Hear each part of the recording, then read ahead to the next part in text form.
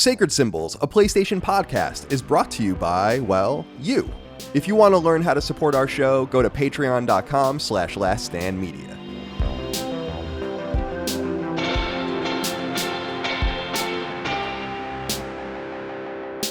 Greetings and salutations. Welcome back to Sacred Symbols, a PlayStation podcast. This is episode 143. My name is Colin Moriarty. I'm joined as always by the beanie-wearing Chris Raygun. Chris, looking a little bit like Delson Rowe right now. How are you today? I'm doing all right. My hair's getting to that length where there's really nothing I can do to make it look okay, you know? So I have to relegate myself to hats. That's 90% of my life. I shave my head and then it just comes back into a Italian Brillo pad type situation, and then it's just got to go again at some point. So yeah, I'm also in that weird space. I'll just look like I don't care at this point anymore. Dustin Furman, hello, also here with us once again. Very exciting to have you here today with us. How are you? I'm doing good, Chris. I'm thinking you can join like the crew of YouTubers that wear beanies. I mean, we have Carrick on our team. There's, of course, Tim Pool, the notorious... Oh, Tim Pool, yeah, definitely. There's also that Kevin Kenson guy. He's like a Switch YouTuber that wears a beanie. You just need a beard, though. And then you can, like, join the club. Yeah, I don't know. I think, like, I took a picture a long time, like, mid-pandemic, like, I think, like, back in November, where I had a beanie and my hair was, like, particularly long, and I looked like right out of a Tony Hawk. And I was like, I like that look. I might just go back to that. I don't know if I do the beard, though. I got to go clean to get that proper skater look. Can you grow a beard? I can, but it just takes too long. Like I get this, and it starts as chops, which is like the worst style of beard that exists. So like you would have been right at home though 40 years ago. You would have been like right. I don't get anything up here. Go. It's like, well, it's something, but it's not much. Yeah. I thought for a long time that I couldn't grow a beard, and my beard is a little like scraggly and homeless looking, but I've actually had it on my face my entire 30s, which is crazy. I'd never shaved my beard off since my 30th birthday. So. Now I can't stop. Yeah, of course. Now, Dustin, I wanted to ask you a quick question before we rolled any more into this. I've been reading the comments on YouTube. Some nice comments down there. Oh no, there really is a fixation with your round head. I've gotten DMs about it. And it's not an insult. People, it's like pi 3.14. You know what I mean? Like people look at this thing and they see something miraculous. And I have to give you a lot of credit because when I was a kid, I still have a huge head, but I've kind of grown into it. I used to get made fun of for my big head all the time, but people used to tell me I looked like an alien or something mean like that. Right. You know? So it's not like anyone's calling you like, Mr. Roly-Poly Man or something like that. No. Like, look at this boy's circular head. It is an interesting thing because it's all been very positive about the circular head. Now, I brought this to Holly's attention, my wife, Holly. She said, I've never thought that, and I don't think that. But, she's not exactly a good scientific barrier on this because she sees me every day. So I began thinking about this. Now, well, Chris, it's been a while. You've seen me in person. It's been a while, but Colin has seen me within the last 6 months. I don't know. Is my head representative the same? Could this be a camera lens thing, or am I just gifted? I don't know. I feel like I feel like when you have something spherical like this, you gotta own it. You know, I gotta be real because nature is so imprecise. I gotta be real. Even as you're mentioning this, I don't see it. Like I don't notice that you're particularly round-headed. It's like, but then again, I'm aware of like Carl Pilkington. Who's like, if you've ever seen like the Ricky Gervais show, he's uniquely round-headed to the point where it's a little bit frightening. Right. And maybe, I don't know, maybe the beard throws it off. Maybe the headphones throw it off for me. I don't know. But like, you don't seem particularly, you don't look like a roly-poly-oly, Right. I don't exactly see it either. But you know what? If it pleases people, if it gives them some kind of tickle somewhere. Yeah. Some sort of I'm willing to pleasure. provide. Sure. I feel like I'm just saying, like, it is nice to see some physical positivity because it is a far cry from me sitting at the lunch table reading Toy Fair and having some bully come up beside me and bash me in the back of the head with his hand or something and call me an alien. So I'm just saying, your head, the dimensions of your head could actually be a little bit, if just a little bit different, and people might have more negative things to say. So everyone be nice to Dustin. Yeah, it could be worse. You could be, people could be in the comments being like, look at this Cro-Magnon baby-headed simpleton. Like that could be worse. And now what I want to do is I want to start a real insane conspiracy that Chris is wearing a beanie because he's going bald, which let's be honest, that's why a lot of people wear beanies online. Because I noticed my brother Dagan wearing a beanie on a knockback, and I'm like, you can't get into this because people are going to think Dagan's got a nice luscious head of Italian hair. I'm like, you can't mislead people for too long because then they're going to assume that you're wearing that beanie to hide something. Yeah, that is true. I hadn't thought about that really at all. But so Chris is going bald. Dude, I mean, that's probably, I don't know. We're in that age range now. I mean, late 20s. It's scary. It could happen at any moment. I've always told myself that if I ever embodied George Costanza more than I do now, then there's a problem. So like, hopefully that doesn't happen, but whatever, it's fine. Like I've always had like thin hair. Like my dad has thin hair. There's no baldness in my immediate family that I've seen. So I don't think I'm going to lose my hair. I think my hair is just going to get scraggly and thin until I die. But I don't know, man. I can't do the baseball cap thing. I just don't look right in those. I don't look right in most hats. So like it's beanies and patrol caps, like the brimmed, like flat topped military hats. Those are the only hats that I look even remotely okay in. Yeah. Yeah. I know what you're talking about. Cuban revolutionary. Right. Exactly. But every other hat just looks like garbage on me. So it's this or not. It's this or the comunista simpatica, I know. I fear the baldness as well because it's interesting. They used to say that you got your hair gene from your mother's father. Apparently that's not necessarily true, but it kind of makes some sense because my mom's dad had this huge head of Italian hair, and even when he got cancer, like his hair didn't wasn't falling out when he got like chemo, which was really weird. But my dad looks like fucking Benjamin Franklin right now with his hair, like whole. He could like tie it back into a 18th century style little thing going on. So anyway, I don't know what we're talking about. How long has this podcast even been? 7 minutes. Jesus Christ. All right, let's talk about something else. This is Sacred Symbols, a PlayStation podcast. We do it each and every week. You can listen to it for free on podcast services or on YouTube, but we'd love it if you came to Patreon, patreon.com/laststandmedia to get early ad-free access to every episode of this show, exclusive access to Sacred Symbols Plus, which is our weekly additional episode, typically kind of off-kilter episodes. And last week we did one with Barry Johnson, who's is the founder of Lily Mo Games, which is the studio I co-own, and we did a making of for Hebroxia 2 and talked about it not so much from a creative standpoint, although we did, but from like the weeds, like what's it like using an engine and what's it like working with a publisher and this and that. So we did that, although Barry is using dial-up internet apparently from 1993, and thus we couldn't get the video to work. And then next week, I'm interested in this one. I want to see what people think about this. I'll open a thread up to solicit questions, but I'm having Nick Calandra on, and he's the editor-in-chief of The Escapist, the website. And I'm inviting him on specifically to talk about games media and where he thinks it stands now and the challenges and what I look at as their existential survival right now. So I'm really looking forward to having that conversation as well. Merch, laststandmedia.shop. We're doing really well over there. Thank you so much. Made in America by people who are paid fairly. No communist dollar slaves making our merch. It's all made in America. We love it. It's great. People are really having nice compliments about the quality of it. That's all on Dustin for setting that up, which we appreciate. And then I wanted to do this one other thing because I was a little frustrated by this letter, I got to be honest. Rob Kavazna wrote into us on Patreon. Says, "Dear Colin, my friend Moriarty, why didn't you tell us how good Knockback was? I thought it was just a podcast you did with your brother. Nobody told me that your brother was so wonderful. Dagan's art background and appreciation for retro nerdy culture as it was happening is such a joy to listen to. If you're not going to plug Knockback on Sacred Symbols, then I will. Don't Vita this." I feel a little offended by this, not because he likes Knockback, which is our retro and nostalgia podcast, but because I do bring it up. Yeah, you mentioned it a lot. I try. Yeah. I think it's an awesome show. Like, I think people should absolutely listen to it. Dagan is a friggin' treasure. My brother. He's totally the star of the show. Definitely check it out. It's on YouTube now as well. Podcast services. It is a good, like, I listened to a fair bit of it. Like, I remember the first one I watched was like the BioShock Infinite one recently. And I've been it's actually really good. And I'm like, oh shit, yeah. I guess I kind of understand because you just sort of mention it in passing. Sure. But like at the same time, it's like, what are you gonna do? Like, you're gonna shill literally every single thing you do on every single episode of everything that you do. It's like, come on.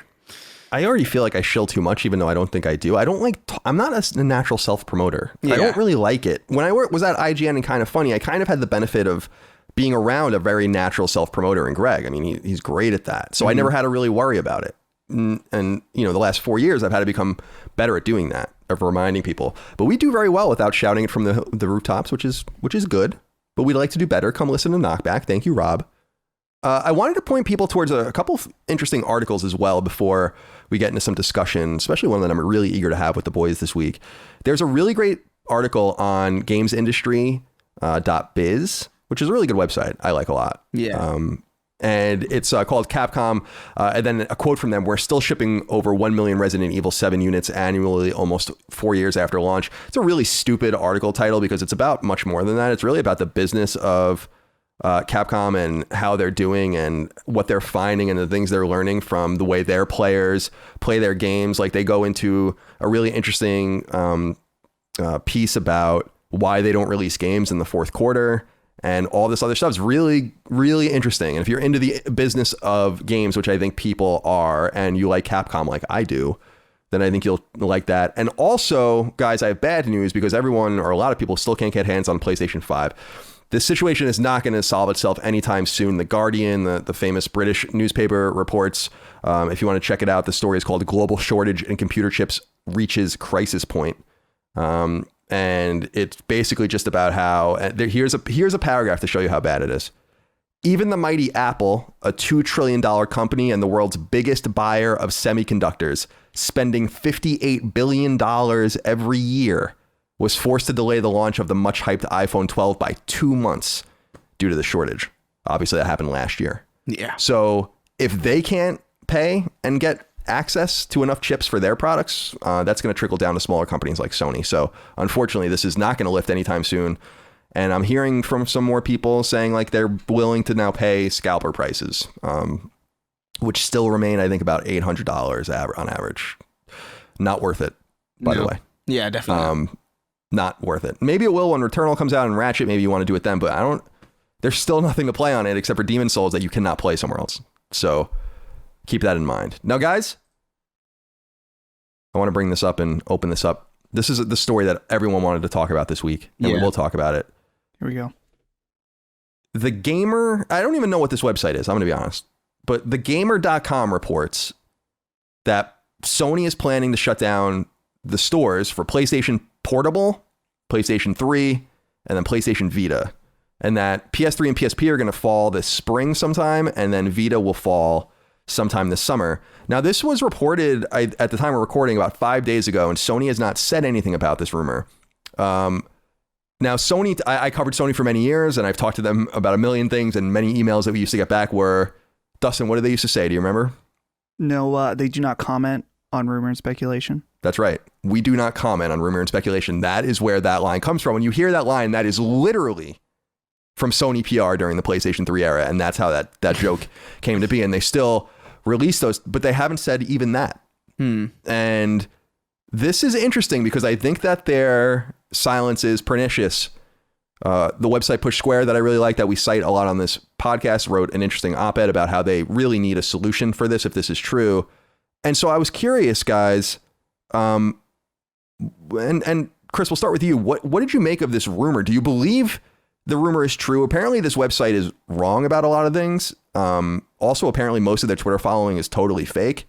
So it's hard to take that seriously, yet I wouldn't be surprised. And from what I won't get into too many specifics, but from what I'm hearing behind the scenes, it's not good. I'm wondering what you think. Yeah, that's kind of what I think. I feel like it's a website of questionable background and questionable validity, kind of either picking up on a story that's pretty likely or not surprising. Like it surprises me that PSP is even operational still. Like the fact that the PSP store is still operational is like wild. That's even in danger of being shut down at all and hasn't been shut down for years is surprising. And I could see PlayStation 3 especially. I feel like Vita would be the last to go. But it wouldn't surprise me at all if these storefronts got shut down, because that's just what happens with old storefronts. I mean, we already saw them do whoa. My Google Docs just like flashed. I think what's likely happening here is that they're probably just guessing. You know, I don't think they have like any like insider info. I think it's probably just a pretty safe guess that these storefronts are probably going to close in the near future. But if that's true, it only highlights a huge problem with Sony's infrastructure in the sense that this is exactly why people like backwards compatibility. You know, this is exactly why that's a huge deal, especially in an era where a lot of people get their stuff digitally. Like if you got your stuff digitally on PS3, you know, and let's say, I don't know, you deleted some stuff off your hard drive because you wanted to save space.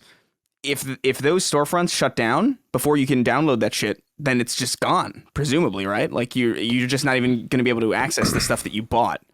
I don't know. I don't think this is a real story, but this is going to be a real story eventually, and Sony's probably going to have some way of answering for the ramifications of it.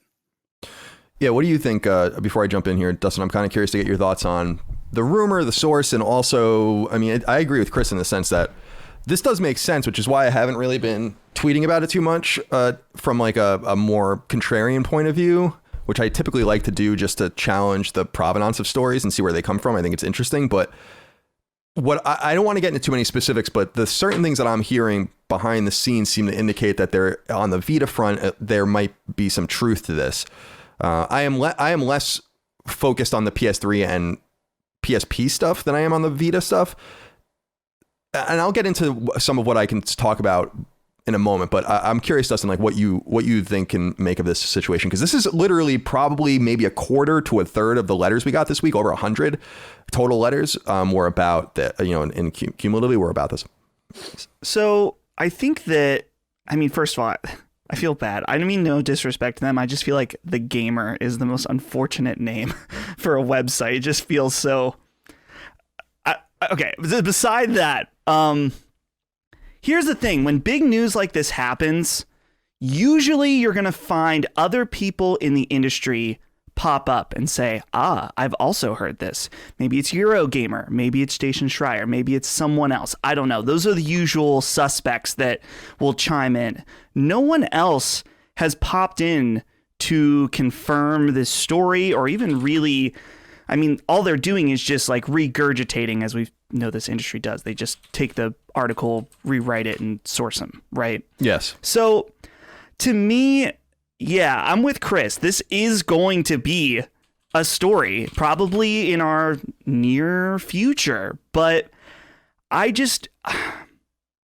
My question is, would Sony be this irresponsible when it comes to communication with their community of developers, with people like Lilymo Games that are actively developing and you're going to get into this, Colin. I don't want to steal your thunder, no, but please, recently selling Vita dev kits to people within the last, 3 months?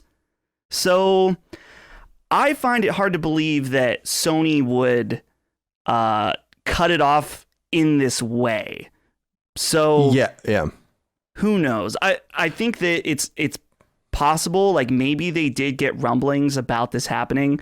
I don't believe the timeline, but I mean, This is Sony we're talking about, so anything's possible. They could be this irresponsible. I was looking up on Twitter because I wanted to make sure I got the studio name right. There's an important piece to this that I feel like is being ignored. There's a studio called Flying Oak. They're making a game called Scourgebringer. We talked about it a few weeks ago. It's a new Vita game. It's also coming to other platforms. These guys, I just want to make sure, these guys made, Neurovoider, which was also on Vita a few years ago and was a well-received game. So they have some access to Vita as well. One of the developers had tweeted out, and I'm not going to dig through, I wonder if he deleted it, although I doubt he did, saying that like they've been privy to the fact that their game is going to be the last Vita game. That in fact, he said something like it is literally codenamed the last Vita game on the store, like that file name, the package. I don't know if this is true or not. I'll take him at his word. But as someone we're making a Vita game right now, and we have a dev kit already. We got a test unit from them a month ago, not 3 months ago. We bought a test unit, a Vita test unit from them 1 month ago. So my biggest thing with this is, at the very least, there's wires drastically crossed somewhere. I could believe that like our liaison at Sony has no idea what's like on the development side, what's going on. And I don't think, because like, what Occam's Razor suggests, like we asked them for a test kit and they're like, yeah, okay, here, buy it from us and we'll send it to you. And they did. It happened a month ago. Why would they do that? If they, if then we were going to email them a month later and be like, did you just sell us a test kit that we can't even use for a game we're going to have to cancel on Vita? It's going to come out elsewhere. But these guys are talking like they are in on it. And if that's true, that kind of pisses me off because at the time, I'm not going to get too crazy into it. I don't want to make anyone mad, but we still haven't heard back from the time we're recording this from our liaison at Sony about what's going on. We are actively making a Vita game and we don't know after almost a week if we should still even work on it. Even if they haven't even, and I wouldn't say if they did, I guess, so you don't know, but even if they were like, you can't say anything, but yeah, this is true or whatever, we haven't gotten that message. I mean, I'm telling you, we haven't gotten that message. So it's just, from that perspective, it's really frustrating, but here's what I think is going to happen. First of all, I want to allay some people's fears. I really doubt to almost a level of certainty that Sony is going to stop letting you download games, even on PlayStation Portable or PlayStation 3. I don't think that's going to happen. I think what they're doing is saying we're not going to let you buy anything anymore. And when you think about the business of games, it makes a little bit of sense. Mm-hmm. Think about, and this is the way I put it to someone. You released a game on PSN on PS3 in 2008. That game might sell like 3 copies a year. Let's say it sold 2 copies last quarter. Sony has to cut you a check. They have to remain in contact with you in some way. The game is $9.99, so they're making on those 2 sales $6. And they have to, they have all of this stuff in the back end. And they're probably looking at it and being like, we have thousands of accounts that we really need to close. This will make our accounting easier and allow us to kind of fold everything together so we can only focus on more active accounts. And no one's buying this shit anyway. And I'm sure that they're looking at their numbers and saying like, well, no one's buying this stuff, so we might as well shut it down. So I don't think we're in any danger, maybe, and I don't want to say ever, but for a long time of being able to turn your PS3 or PSP on and not get games on it. I really believe that. I don't think they're going to do that. That would be crazy. That would be a Nintendo Wii style move. And I don't think that would be acceptable today. So I think people need to relax a little bit on that. When we find out, or if we find out more, it'll certainly be the top story on the show. And people are asking like, well, can you recommend PSN games and PS Vita games to buy and all that? I'm like, yeah, if that really comes to it and we're up against it, first of all, I'm going to spend thousands of dollars probably on PSN and Vita and all of that to buy a bunch of shit on PS3 and all this stuff that I've always wanted, but never did. If that's going to be our last chance, as long as Sony comes out and says like, we're going to let you download these games in perpetuity, which I believe they will. So we'll cover all of that in the future. But I don't want people to be too afraid about that because I think that that's so extreme and so insane that there's just even Sony wouldn't pull a move like that. But understand that shutting off the stores probably makes a little bit of sense from an accounting point of view, from an organizational point of view. And when you look at it that way, you understand like they need to fold this thing down. But the problem is that for years, they should have really known that eventually, like Xbox has, they need to fold these stores together. And the ideal would actually be for us to be able to buy PlayStation, even PlayStation Portable and PS3 games, certainly on PlayStation 4 and PlayStation 5, even if we have to do it like that. Mm-hmm. And as you guys might have seen, a trademark or a patent rather has floated up the last few days about, and this is important because it comes from Sony. It was filed late last year and published only a few days ago. And you can see it on patentscope.wipo.int, or you can just go to the US Trade Patent trademark search engine. And they are trademarking a way to get PS1, PS2, PS3, and PSP games backwards compatible trophies for digital games. This is something that has 6 inventors listed on the patent from Sony. Something that a lot of people put time into. The abstract is huge if you want to go check it out. And the drawings are all about the systems. And this isn't the first time Sony has announced something like this. Actually, when I read it on IGN, I clicked their link and it was a story I wrote in 2012 when the last time Sony said that they can do this. Yeah. But it seems to indicate, Chris, that maybe we're going to get what we want out of them. And I'm wondering if Sony's not saying, see, this is pie in the sky shit. But could Sony be staying quiet because they have more to say? They're going to say, yeah, these things are going to shut down. But maybe we'll have these other options as well if people want to go back. And so maybe we can get both. What do you think about if this patent is important or germane to the issue?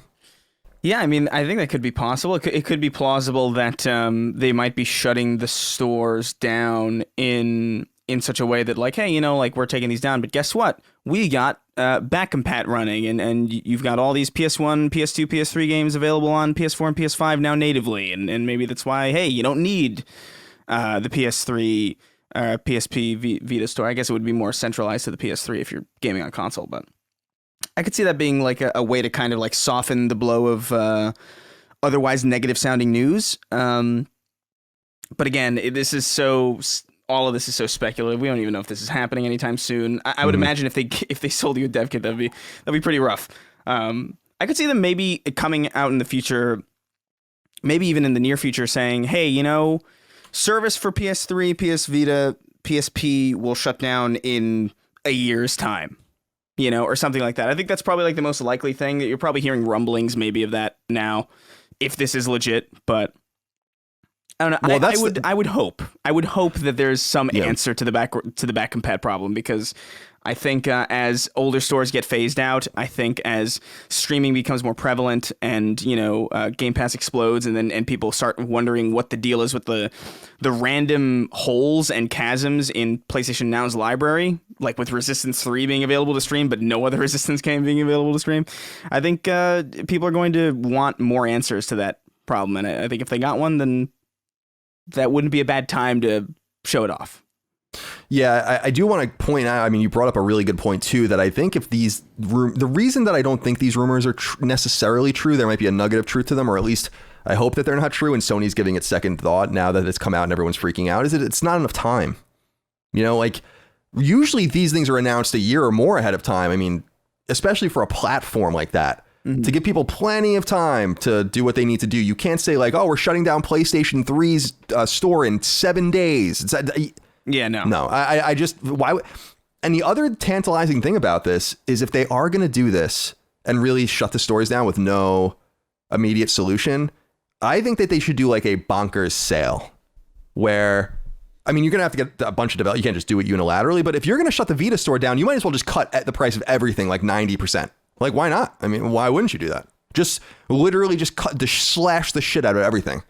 And then just get like at least do something nice for the audience if you're going to shut them shut their access off. But hopefully, none of this stuff's true. I don't know. So we'll find out. Wouldn't that defeat the purpose of making the accounting easier if you have like millions of people like flooding an ancient store? Sure, but wouldn't you're going to do it one more time anyway? They're going to have there's still going to be books until date X anyway, so you might as well milk it. Yeah, I guess so. I mean, and if I as a developer with 4 games on Vita, I would be all about doing that. Yeah. If that, like, to celebrate it. But the ideal would be us to put one more game on Vita, and we are developing our next game for Vita. In fact, it's running on Vita right now. So we don't have any answers, and I guess we'll find out in the future. But this kind of dovetails with another interesting thing which happened this week. And it actually spurred a little bit of an interesting conversation I had briefly with David Jaffe on Twitter, and we'll have him on the show soon. And he's great. I love David Jaffe. And I don't know if you guys saw, but basically a bunch of PlayStation 2 prototypes, 700 of them, were compiled and released. And it's interesting, if you watch the videos of some of them being played, it's like little snippets, early snippets of like Spyro Enter the Dragonfly and a bunch of Crash Bandicoot games and a lot of platformers and weird stuff like that. And this brought up a conversation along with the PS3, PSP, Vita rumors about digital games versus physical games, about licensing games versus owning a game and being able to put it into a console. And Dustin, I'm wondering, like, where do you stand? Because I kind of want to get us on the record on this in some way, because we never really talk about it. Where do you stand on game piracy? Here's the caveat, okay? Because this is what I was talking about with David Jaffe. Jaffe was making fun of a Kotaku article saying that people like pirates are basically doing the work that publishers and developers won't do by saving digital games that are lost forever. David Jaffe made the argument, which I had never considered, and I think it's an interesting argument. I never once considered it. He's like, just because you don't have access to it doesn't mean they didn't save it. It just means you have no access to the game. My argument, as I made to David Jaffe in this realm, was if publishers and developers conspire in such a way to make games access to Game X either virtually or literally impossible through legal means, and the game is somewhat old enough, subjective term, then I think that your moral obligation to not pirate it is lessened significantly. Not your legal obligation, which is what it is, but I think your moral obligation to not steal the game is lowered when there is literally no way for you to play the game outside of pirating it, which is now an interesting conversation that we have to have, because we saw the Wii store go away, and now we might be seeing parts of PlayStation Network go away. So, Dustin, where do you stand on that topic? It's a really fascinating philosophical conversation to have. Right. Well, and I think you touched on a key point about a legal versus moral, because, of course, piracy is illegal, and downloading games, whether they're available or not, is illegal. And as a kid that grew up in the internet era, yeah, when I was a teenager, I pirated games that were morally wrong for me to do. And I'm sure that many have that experience.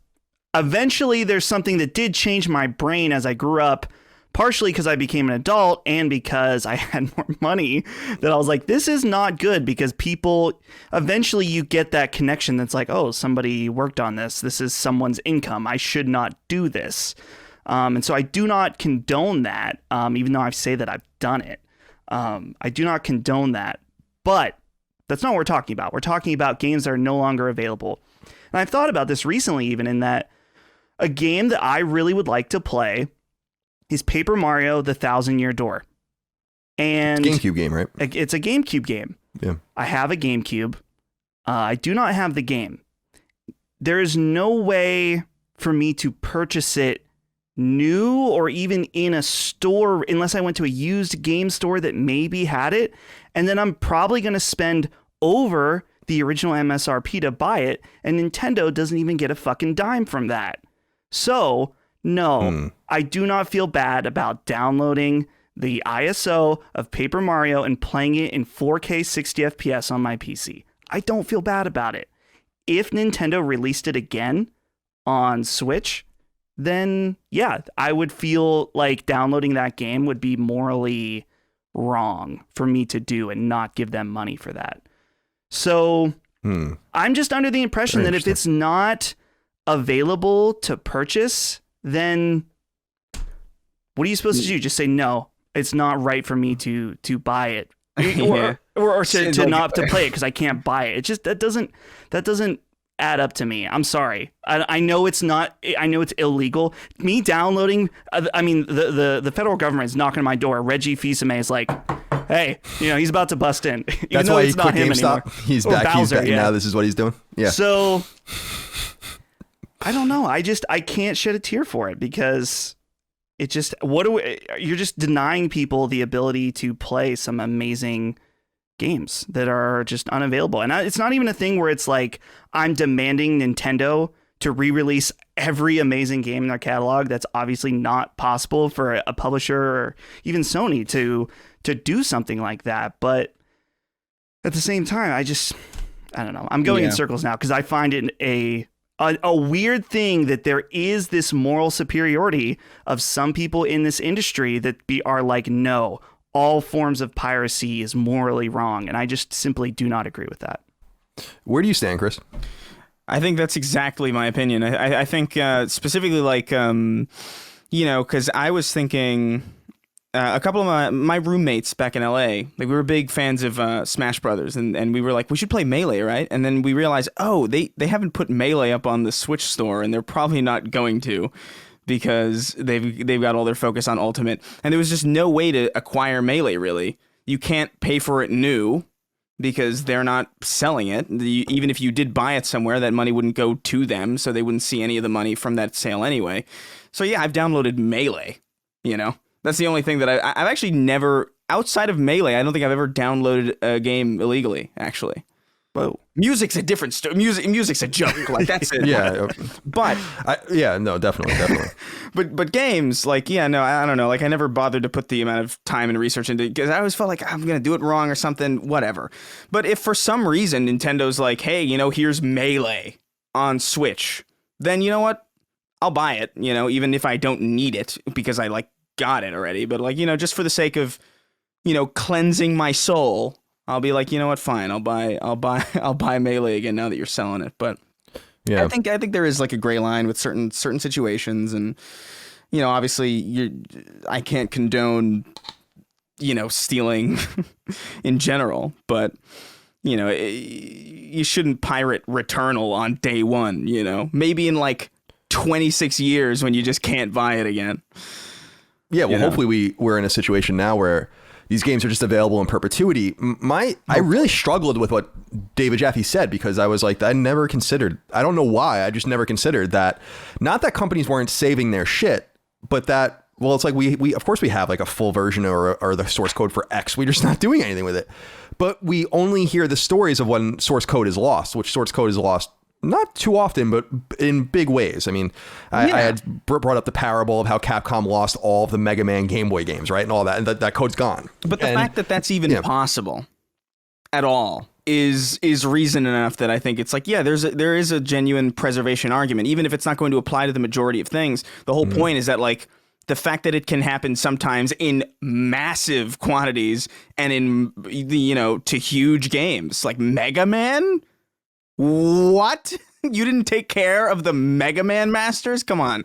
Like, that's wild. That's insane. Yeah, it's crazy, because the story, for people that are unfamiliar, is that Capcom announced that they were going to release those 5 Mega Man Game Boy games on a compilation, and announced it, and then later we're like, oh, we can't find them. Yeah. Which is literally what happened. Yeah. And now I've had the conversation many times of like why that matters. It's not like you can't find copies of the game. And we've talked about how Nintendo has just uses pirated copies of their own games on Virtual Console. So it's not like it, but regardless, I probably should know a little bit more about that, considering I make games. But here's the thing that I wanted to say about, like, kind of the conclusion I drew when I was like, all right, I make games. How would I feel about people pirating my games? And I'm like, well, I wouldn't feel very good about it, but I'm going to make sure through any means possible that the game's always available our games are always available in some way. I think it would be reasonable to expect that Steam, short of a EMP going off over the United States, is always going to exist. And so you can assume that every game on Steam will always be there, so long as there's licenses that haven't expired and all that kind of stuff. So that shouldn't happen to my games. Like, people that are pirating our games in 20 years shouldn't be, because there is a reasonable way for them to buy it. But these examples you guys are using are really on point, and there's a lot of them, and it's going to become a point that is crystallized very quickly if these rumors about PlayStation Network are true, because these games are going to disappear.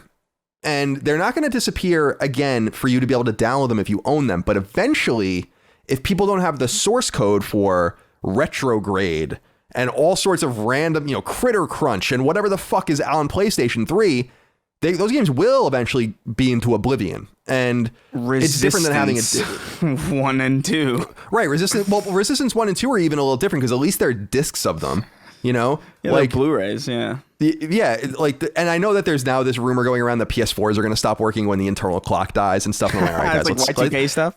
Yeah, it's like everything's gonna it seems like very anti-Sony right now in the ecosystem, which is fascinating to watch, actually. But whether or not it's true or not, I don't know. But I just feel like this is a really interesting philosophical problem that I really encourage the audience to start struggling with on their own, because we might have to start asking ourselves questions. And again, I think there's subjective terms like reasonable, availability, and it's to David Jaffe's point and other people making the point, and it's true. It's like you bake 2 loaves of bread, right? You eat 1 loaf of bread, you have another loaf of bread, and it just sits there and it rots because you don't do anything with it. It's like, just because it's sitting there rotting doesn't give you the right to come into my house and take the loaf of bread because you're hungry for it. I totally understand this argument that, like, okay, the game's not available. It's not your game, so you can't play it. But I think people are like kind of asking reasonable questions about, like, well, why? Like literally why? And I gave you guys some answers on accounting and organization, but this isn't a problem that Steam's going to deal with, even though they are dealing with it, because they're set up to deal with it from the very beginning. So we need a Sony that deals with this in such a way that, guys, maybe we're going to have a future. Guys, I want to wake up so bad one day and be on Twitter and be like, Sony has revealed this fucking bonkers backwards compatibility plan. Finally, PlayStation 3, because everyone's always like, PlayStation Now. Like, guys, I'm sick of hearing about PS Now. You can't download the main games that you want from it. Yeah. Which are the PS3 games. Also, there's just like a ton missing. Like, it's just like it's just a very weird selection of things that are just really oddly selected. Look, PS Now might be cool, right? But it's not what it needs to be, and it's not what people are asking for when they say backward. Like, dude, I'm sitting here all the time talking about backwards compatibility. I understand that PS Now exists. It's not like I haven't tried it. I understand what it is and how it works. It doesn't do what I'm looking for. Like it's not a satisfactory answer to that. Right. To that. I agree. I'm starting to agree with that completely. Yeah. I'm starting to feel that too, Chris, because PlayStation Now, because if someone said something like PlayStation Now has more games than Xbox, and I'm like, I don't care. It doesn't matter. It's not the same. And we'll get, I think, a little bit more into that later, because I don't want to step on any toes here. I don't want to, jump over any hoops or jump through any hoops we're not ready to jump through yet. But I wanted to just bring that up because I think it's an interesting conversation. Definitely. I'll have Jaffe on soon so we can talk about it on Plus. And I think it's something that we got to find out a philosophical place in one's mind where you're comfortable being. I don't think the legal question changes. So it's about if you have, tolerance for that. But there is the whole moral principle of whether it's right or not. And Dustin, to your point, and to Chris, you had said you were a little, more with music than games. Like I pirated the shit out of PS1 games when I was a kid. Like you guys are a little young, although I think you remember, like when I was in high school, CD burning became like a thing. When I was in like 10th or 11th grade, that's like when it became a thing. Like one dude had one, his dad had, and we used to go to the local video store and rent like 10 games and then just burn them. And then you had them, and then we would go rent 10 more games. And so never mind. I do that all the time. Never mind. I take that back. Yeah. So like I did that. I had a thing called Goldfinger. It was like a spring you put in your PS1. So I had that exact thing.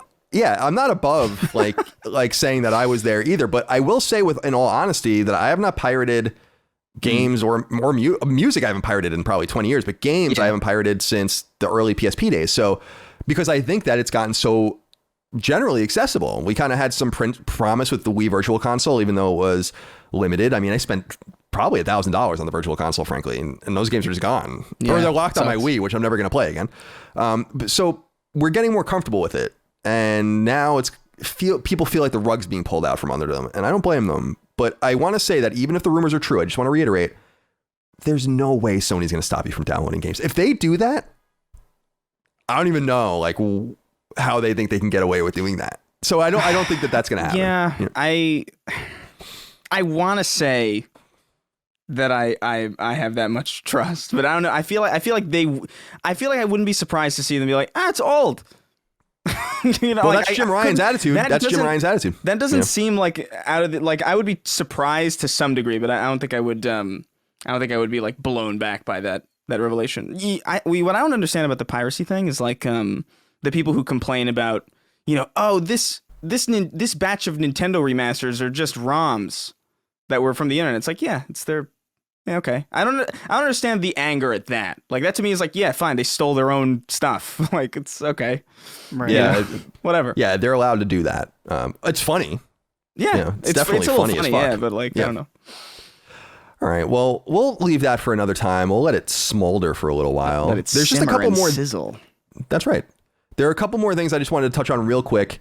Word's making the rounds that Akumi Nakamura, who people might remember as she worked for a long time under Mikame at Tango Gameworks with the Evil Within series, and she was originally the creative director of Ghostwire Tokyo, which comes to PlayStation 5, although I don't know if it's going to still come this year, but it was supposed to. It was revealed in 2019 at E3, and you'll remember she was like a fan favorite, very quirky and likable, so she randomly left.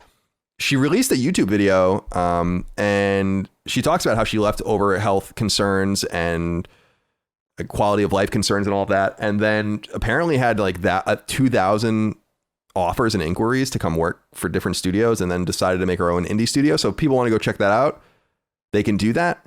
The other pieces of news here are just smaller.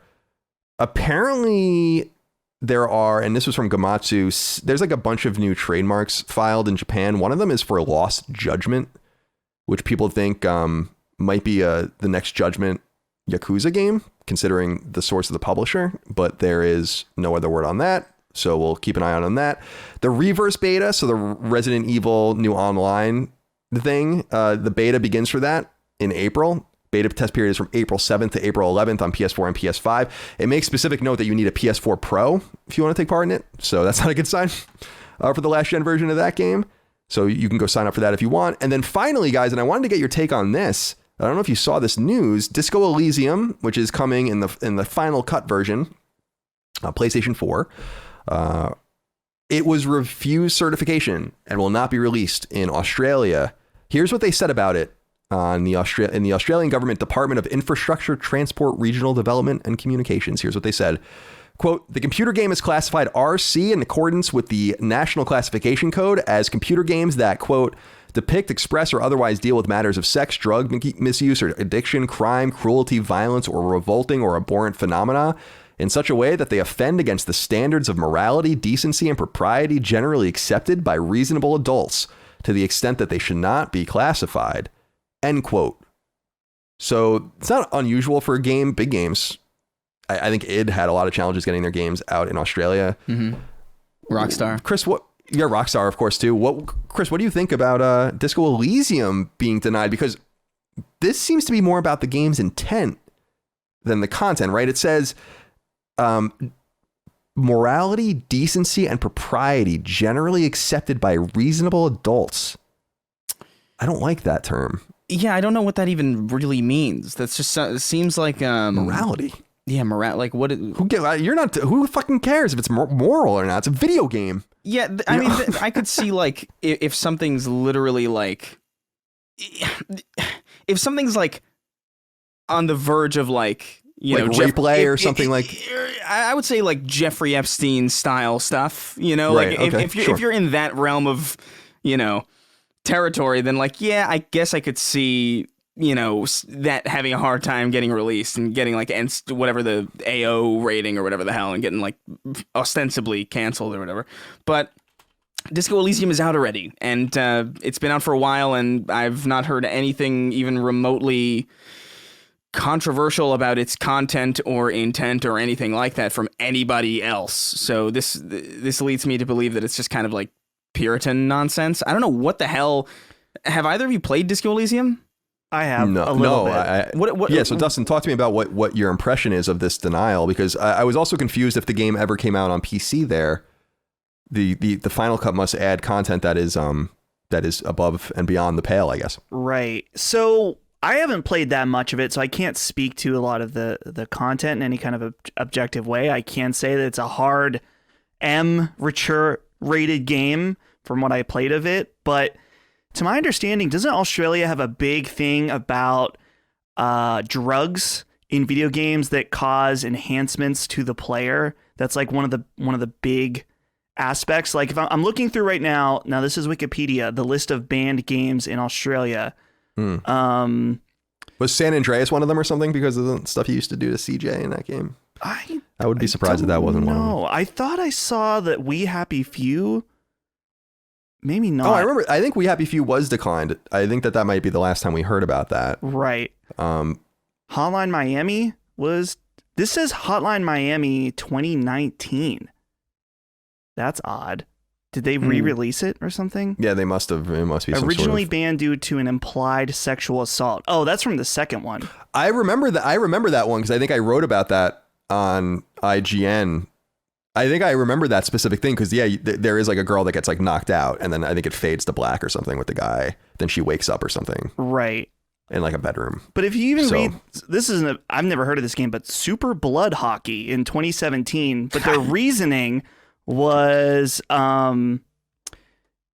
initially released with an R18 plus rating, but was later banned because of drug use related to incentives and rewards. Oh, interesting. Yeah. So that's fascinating. I mean, Australia, I'm not like an expert on Australian culture, but I've learned quite a bit about, there is like a Puritan streak there. There's like a very religious segment of Australian culture, very conservative segment of Australian culture that very much mirrors the United States in a lot of ways. Yeah. It seems like in some ways it's a little more out of control with what they're censoring. I just don't like the implication of, it's fine for me to say like we're censoring, that's not really even fine for me in this way, but like violence and words and stuff, like I understand that, but like the morality, what? I'm not sure. I'm sure it's not the first time they've said that, but it's not for the government to tell me what's moral and immoral. Yeah.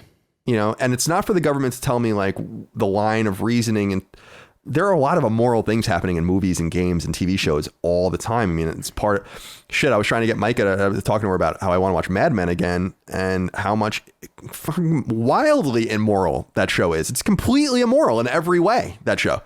And it's awesome. It's a great show. It doesn't mean you're condoning what they're doing on the screen because you enjoy it. So it is like, I knew it wasn't like anything like, because I know Australia has like a weird streak with this kind of stuff. So the second I saw it, I didn't even pay much mind to it because I just figured, oh, it's another M-rated game that's just a bit too M for Australia. I don't think there's anything particularly controversial about it. Otherwise, we would have heard about it here in American media, and there would have been something said about it here. Like there would have been like, oh, some clickbait headline about how like, did you see this ridiculous thing in Disco Elysium? And it's like, no, I saw none of it. So if you leave your screen settled for 7.5 minutes and then hit the X button, there's a big dick that's drawn on screen. It's crazy. Photorealistic. Right. Yeah, definitely. As longtime listeners know, I have a deathly fear of driving, but I do own my own house, so I've not managed to completely bob and weave around the world of insurance. While many, many people have car insurance, everyone that owns a home should have insurance too, and frankly, there's a chance you're paying way too much for what you've got, auto or home. That's where my friends at Gabi come in. Gabi isn't an insurance company per se, but rather an organized, easy-to-use, and comprehensive database of other insurance companies' quotes. In going to gabi.com/sacred, that's gabi.com/sacred, you're met with a very simple questionnaire that solicits some essential information about your home or auto situations, asks you where you live and what you pay, and boom, they'll show you what your insurance company's rivals are charging for the same service. Seriously, it's super easy to use. I have some local mom and pop insurance for my house, but by using Gabi's service, I rapidly realized that I may just be overpaying. In fact, the average Gabi customer saves a staggering $961 per year on average by using their service and jumping over to a different provider that offers identical coverage to what you have. Real renowned companies like Progressive, Nationwide, and others. It's a heck of a service, and if you're in the market for auto or home insurance or want to compare and contrast and see what you can save, which is probably a lot, you'll definitely want to check it out. So do so by going to gabi.com/sacred and put your insurance policy to the test like I did. It's free to try and there's no obligation. Again, go to gabi.com/sacred. That's gabi.com/sacred. All right, boys, let's get into what we're playing. Dustin, we'll start with you. You're on a PlayStation VR kick, so talk to us about what you were ingratiated in right now. Right, yeah, I didn't want to talk about... I'm still playing the same normal stuff. Like I finished Dark Souls, I'm playing Yakuza, and everything's fine. But we've got our VR kick going on. So I specifically am trying to fill in the gaps of things that I have not played that are supposed to be very good. And so the first one that I checked out was the Wipeout Omega. It's like a collection, the re-release on PlayStation 4. It has a VR mode. This shit's wild. Like, this is crazy. Honestly, I cannot recommend this to anyone who either has never played VR or does not have VR legs or something, because this is like intense. Now specifically, they start you off that they have kind of like blinders on the side of your vehicle, which that's supposed to help with motion sickness. I turned that off pretty quickly just because I wanted the full fat experience. And wow, there are parts where you're it's not a car. I don't know what are you driving? Yeah, I don't know what it's the like Wipeout vehicle is. Or like it's like a hover, like a race hover car or something. It's weird. Right. Wipeout's awesome. But there are parts where you'll like fly off something and then like float down. That you will feel that in your stomach in VR. It's pretty awesome, actually.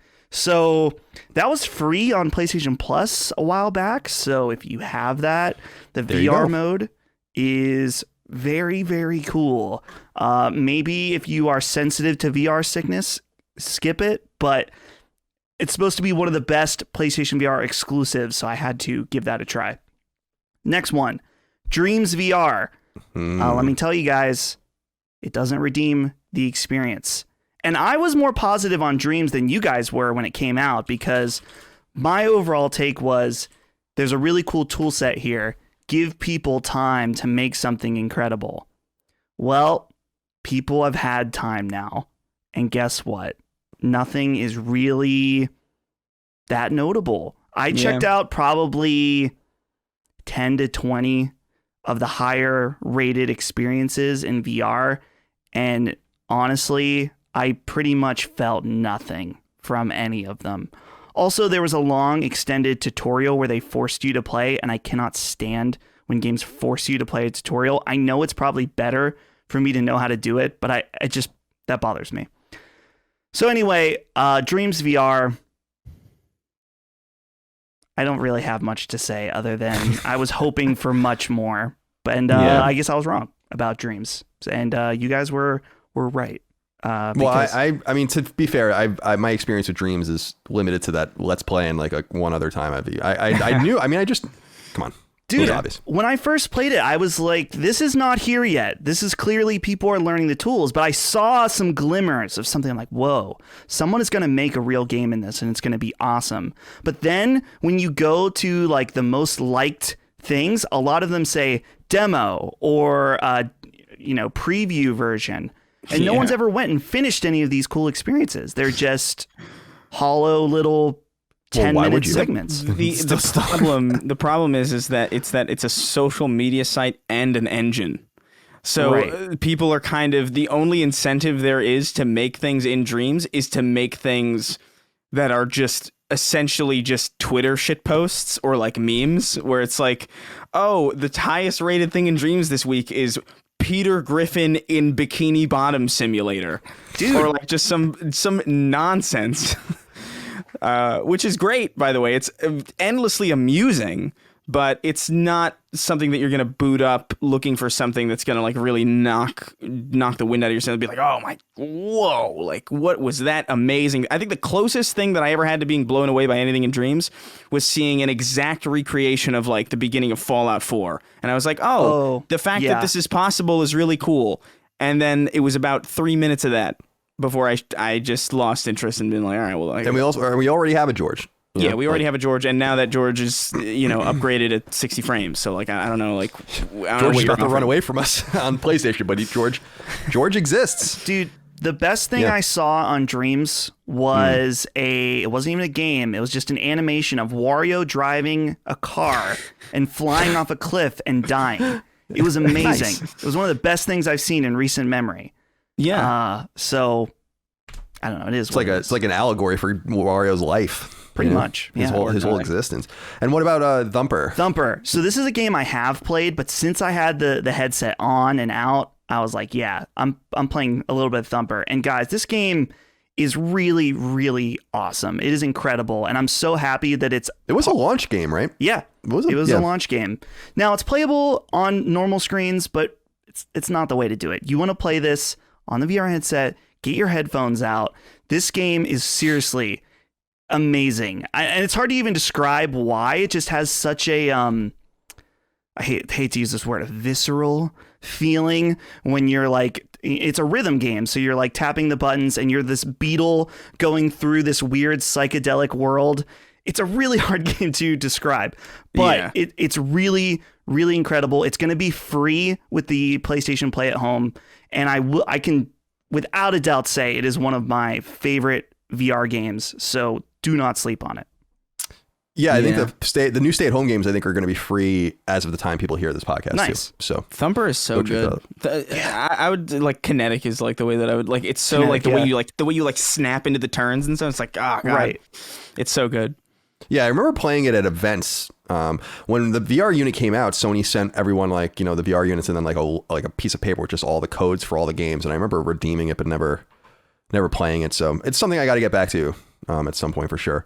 Chris, you're playing New Game Plus in Ghost of Tsushima, which we're going to talk about that IP later as well. But let's talk about your experience right now. No, I'm jumping back into it because I realized like, I'm not really that interested in playing anything. And there's not really much new stuff out on PS5 until Returnal, jumps in and even the stuff that leading up to that, I'm just like, it's still far away enough that I'm like, man, I got to find something. And I realized that, there's a New Game Plus in Ghost of Tsushima. And like, I haven't really touched it much since I beat it on PS4. So I was like, all right, let's jump into it. And man, the 60 frames, man, just transforms that game.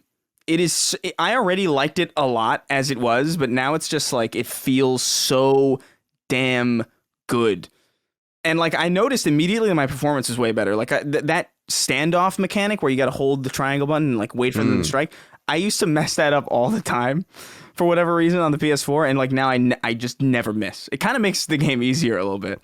The parries are way easier just because you have more frame information to go off of, but it's really good. And I'm going through the story again, and I'm like, yeah, this is. I already like this game a lot more than I feel like even most people did, and a lot of people like praised it. But it's just even better now, and it just looks even better now, and it's gorgeous. It's a good game to play like with people watching who like, because I've been playing it and my parents have been like watching, because it's a very watchable game because it's so gorgeous. It's just artistically like perfect, and I've been doing a bunch of like different side stuff that I didn't do the first time, and it's just really good. It's just such a solid game. I'm really glad that they decided to update it as quickly as they did. Because there's a lot of PS4 games that are just questionably missing this PS5 patch that I think really should be Bloodborne. Yeah, Bloodborne in particular, or like Uncharted 4, which is a little awkward to play. Yeah, because you had made the point that the first 3 are already at 60 frames. It's a little weird. In the Blue Point collection. Yeah. But yeah, no, it's really good. I have nothing else to say about it other than the stuff that we were praising it for the first time, only now it's just smoother and better. So, it's damn good. We'll have much more to say about Sucker Punch and Ghost of Tsushima in a little while. News actually broke concerning that license right before we began recording, so I'll save it for that. For me, I'm playing just 2 games right now. I finally platinumed Ratchet & Clank on PS4, platinum number 117. So I've moved on to... I'm writing a role-playing game like people know. By the way, I'm sweating like a whore in church. I have no idea why. It's like not even that hot in here, but... is that term even okay to use anymore? I don't know. I'm going to still use it, but that's a very Gene Wilder like era. Yeah, it's something like I think my grandpa would say or something, or would say. I mean, he's been dead for 25 years. So I've been playing Wild Arms 3 in order to, and other role-playing games, like I played RFL and I'm looking at others, just to kind of get into this mode of writing and looking for inspiration and stuff. And Wild Arms, the original PS1 game from 97, is one of my very favorite games of all time. One of my favorite role-playing games. I fucking love that game. It's so good. Will be unplayable on PS3 and Vita if the store goes down. But Wild Arms 2 came out in 2000, was also a really good game on PS1. But Wild Arms 3 came out in 2003, and I remember buying it. I was in college, and I was like, I don't like this game. And I put it back, and I went on, because I really I didn't like the jump from PS1 to PS2 RPGs. I just didn't like it. I didn't like the aesthetic of it. I had a hard time with like Dragon Quest 8 because of that, or Dragon Warrior 8. Well, no, it was Dragon Quest 8. So I've been playing Wild Arms 3. I'm probably like 7 or 8 hours into it. And I'm remembering, Mike is laughing with me watching because I'm like, I don't hate this, but I remember all the reasons why I didn't like this game when I played it. Really weird mechanics in it. Like, you pulse on the world map to find places, like, so it's just like a fog of war. But if you didn't get the appropriate clue from like a townsperson or something, you can just be in the right place pulsing and it will not show up until you go back to the townsperson and get that specific line of dialogue, and then go back and you pulse in the same place, and then the tower or the dungeon appears. There's like weird shit like that really bothers me in the game, like just weird mechanical things. And it also has the same problem that a lot of games from this time had, which is in 4.3 and native 4.3 games, the camera is too tight on the game. There's not enough information that you're able to see. You're constantly turning the camera. You can't pull out in any way. It's very weird. Oh, sorry about that. Oh. You can pull out if you want to. But in Wild Arms 3, you cannot pull the camera out. And so there's just these weird issues and problems with it. But I'm going to see it through to the end because I do want to beat the game. And then I'm also playing Stardew Valley still on Vita at night in bed while I'm, doing whatever, watching whatever stupid shit I'm watching on YouTube. I gotta say, the game's really good. I'm still in the spring, so I'm still in like the first 30 days. The game is a little unstable on Vita. Like, it doesn't crash overtly, but if you start messing around in the menus and moving things around, the game stops like reacting. And it's happened to me twice. It's kind of annoying because the game automatically saves after every day. So you basically just lost a day's progress, but it's frustrating because I'm like kind of in the mode. But it's, again, like I said last week, I still don't really know what I'm doing and what I'm supposed to be doing. So I'm just kind of winging it. I don't really know. And like you said, Dustin, I think that's probably the best way to play the game. I was going to ask this, but we're running long, so I'm just going to delete it. All right, let's get into the news now, as constituted normally on our show. So we've already talked a lot about it, a lot of news, but this is the real news, let's say. And this news is exciting, I think, but we'll talk a little bit about it. Number one, Housemarque's eagerly anticipated PlayStation 5 exclusive third-person shooter Returnal has officially gone gold, meaning core development is finished and that the game is just about ready to be manufactured and published. Returnal is Housemarque's first PS5 game, obviously, but it's far from their first exclusive game for PlayStation. The Finnish studio's relationship with PlayStation goes back nearly 15 years. Housemarque is responsible for Sony's very first PlayStation Network critical and commercial darling, 2007's Super Stardust HD, and it followed it up with Dead Nation on PS3 in 2010, Super Stardust Delta on Vita in 2012, PS4 launch game Resogun in 2013, and under-the-radar PS4 exclusive Matterfall, which launched in 2017. This is the studio's first game of any kind since Matterfall, though they were briefly tinkering with a battle royale concept they called Storm Divers, which seems to have been wisely abandoned. Believe it or not, Returnal will only be the second Sony-published game available for purchase on PlayStation 5, not also available on PlayStation 4, representing the importance of this title, which is controversially coming out with a $70 price tag. So I want to reiterate that. And this is why I keep saying that I don't really think you need a PlayStation 5 right now. This is only the second Sony published game on the console that is not available on PS4 or bundled in to the console itself. So, Chris, let's start with you. The game is gold. People are skeptical about the price tag. We did talk about the story in the new trailer. I mean, how are you feeling now that we're just about a month away? Yeah, I'm looking forward to it. I think that last trailer, we talked about it last time, but I think it did more to sell me than the previous marketing did. I think it looks, interesting enough that I'm, very, very curious to jump into it. I wouldn't say I'm necessarily excited, although there is some excitement in just purely because, like you said, this is the only other purely proper next-gen title that we've seen so far, other than Demon's Souls and Astrobot. Like, those are the only two other, exclusive PlayStation 5 games. So, yeah, this is exciting. But I don't know. I still think 70 is a bit much, just based on, genre and just based on what we've seen. Like, even the trailer was good. It's just, I still feel like it was a bit, I feel like it's going to be a fun game, but I hope that it's fun enough for people that they're not going to be like, oh, hey, this was good, but was it $70 good? And I feel like that's going to be a conversation that's probably going to happen as this game starts to make the review rounds.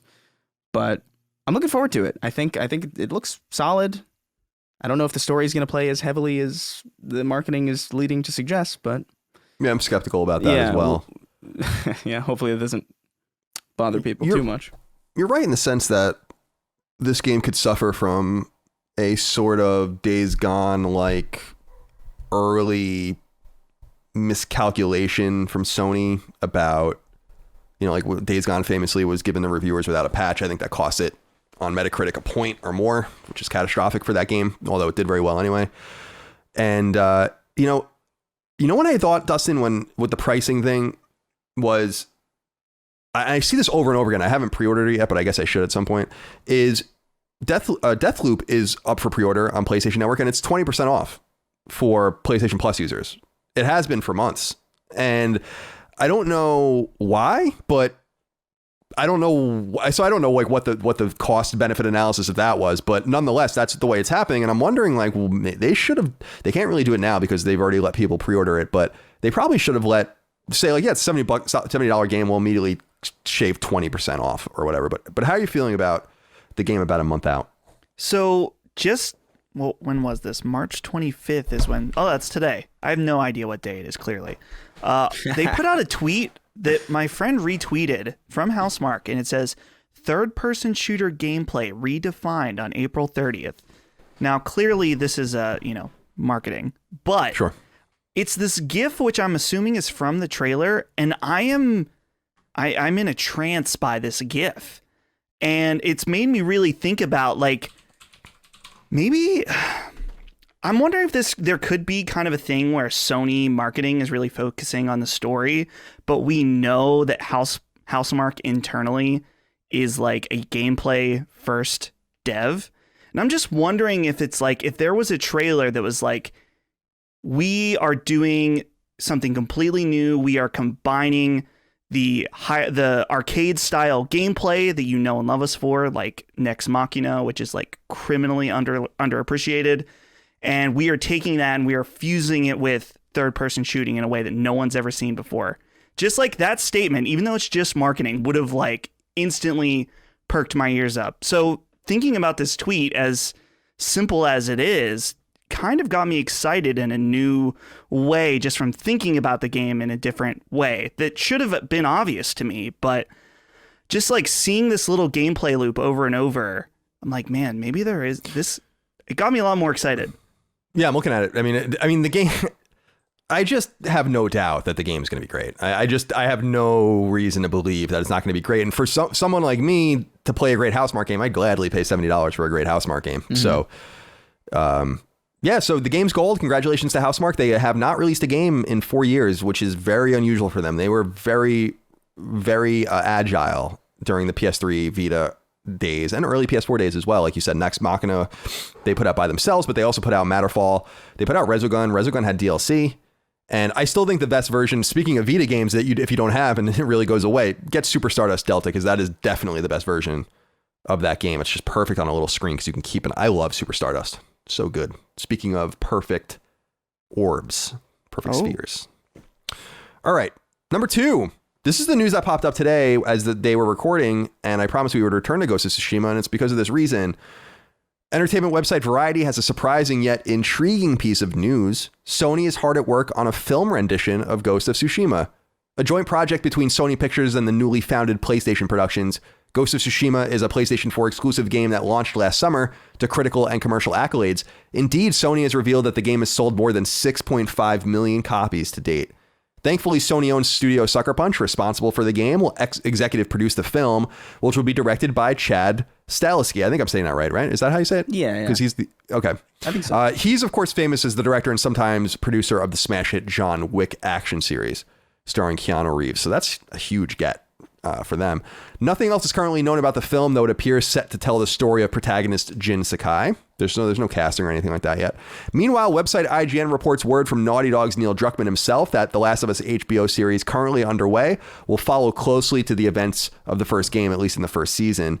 So we have that kind of confirmation, and it sounds like they might continue beyond that. And by the way, in the story, if you read about it, Neil says that he's seen the prosthetics for the clickers and that they're awesome, and I totally believe it. So I can't wait to see that. Nice. And finally, in random game film news, a Sniper Elite film is being made. Word of this also comes by way of Variety, which confirms that Brad Payton will star as the film's protagonist. Payton is perhaps best known for 2015's San Andreas.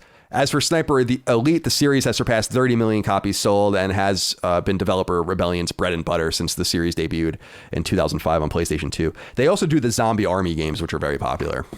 Rebellion is kind of quietly trucked along and made fairly popular games, 30 million copies, no doubt. Now, Chris, I saw your reaction to the Sniper Elite film news, so let's start there. No interest. No.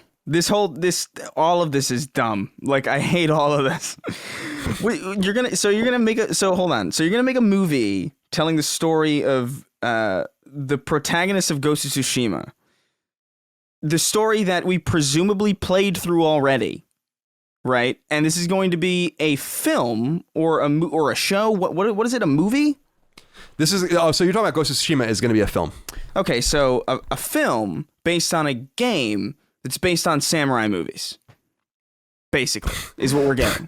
Which is going full circle. That's actually a really good point. It's a snake eating itself at this point. It's like, we don't need movies. Give me a Tetris movie at this point. You know, why not? I'm sure they want to. I'm pretty sure that that might have been licensed. I think it definitely was. I think they actually did greenlight a script to a Tetris movie at some point, and that's never seen the light of day. That's completely it's impossible. I don't even understand how that's possible. But I just don't get it, man. That's a really great point, that it is a game based and inspired by samurai films, which will then become a samurai film. I'm actually a little more concerned about just how quickly they're doing it. Like, why? Like, can't Ghost of Tsushima just rest for a little while? You know, let them make a sequel and like chill for a little while. Well, Dustin, what do you think? I guess I'm a little bit of a curmudgeon about these things. So it's very clear at this point that Sony is all in on movies and TV, right? And I was thinking about like, why? what was the indicator that they're like, this is the moneymaker, this is the next step? Was it, I mean, surely it was too recent, but I'm like, is it because Sonic the Hedgehog did so well that people are like, video game movies are a viable option now? It seems weird that they didn't just try one movie first or one thing. It's like, no, this is a clear initiative. This is a big deal. We have multiple things lined up. Sony, and specifically, you know, their PlayStation arm, they see this as a viable thing going forward. And who knows, maybe the three of us, despite the fact that none of us really want any of these things, there's a high possibility that we're going to be dead fucking wrong and that these are going to do gangbusters. And, you know, who knows? Then they'll just double down even more on movies, or, you know, it could be a train wreck. I don't know. More and more,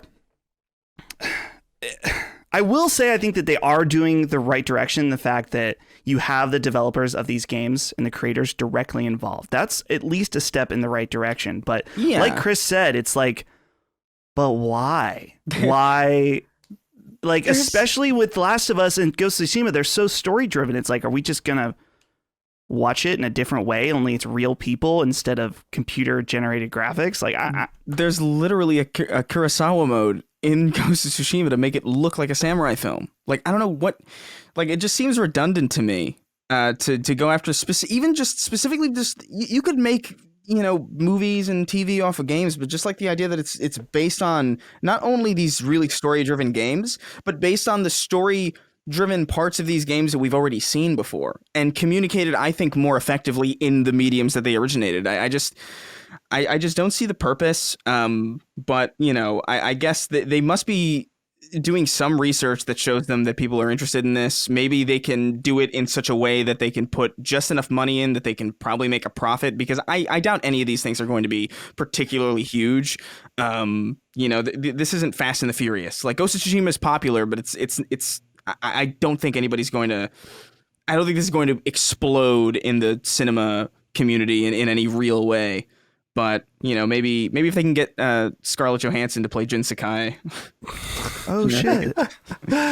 Wasn't there, what did she do that was controversial? She played the Ghost in Shell. Oh, Ghost in the Shell, right. So I think the only strategy here is actually working in the reverse, that they're trying to get people that watch movies to play games. And I understand this sort of thing to say, like, oh, I really like Last of Us, or I really like Ghost of Tsushima, and so we'll acquire those people and bring them to the PlayStation. It's interesting. But I agree with you, Dustin, because I don't, it's unproven, so they don't know if it's going to work yet. And I think maybe they had thought that they would have figured it out by now, because Uncharted, I think, was delayed so many times. But we have that film to look forward to, in which Tom Holland completely sandbagged it already in an interview. So I'll be shocked if that Uncharted movie is anything better than bad, based on the way he talked about how he portrayed Nathan Drake, as if he has, again, no idea who Nathan Drake is. So very exciting stuff in the works. By the way, I wanted to read this letter from the audience, though, because it does deal with a rumor that's percolating.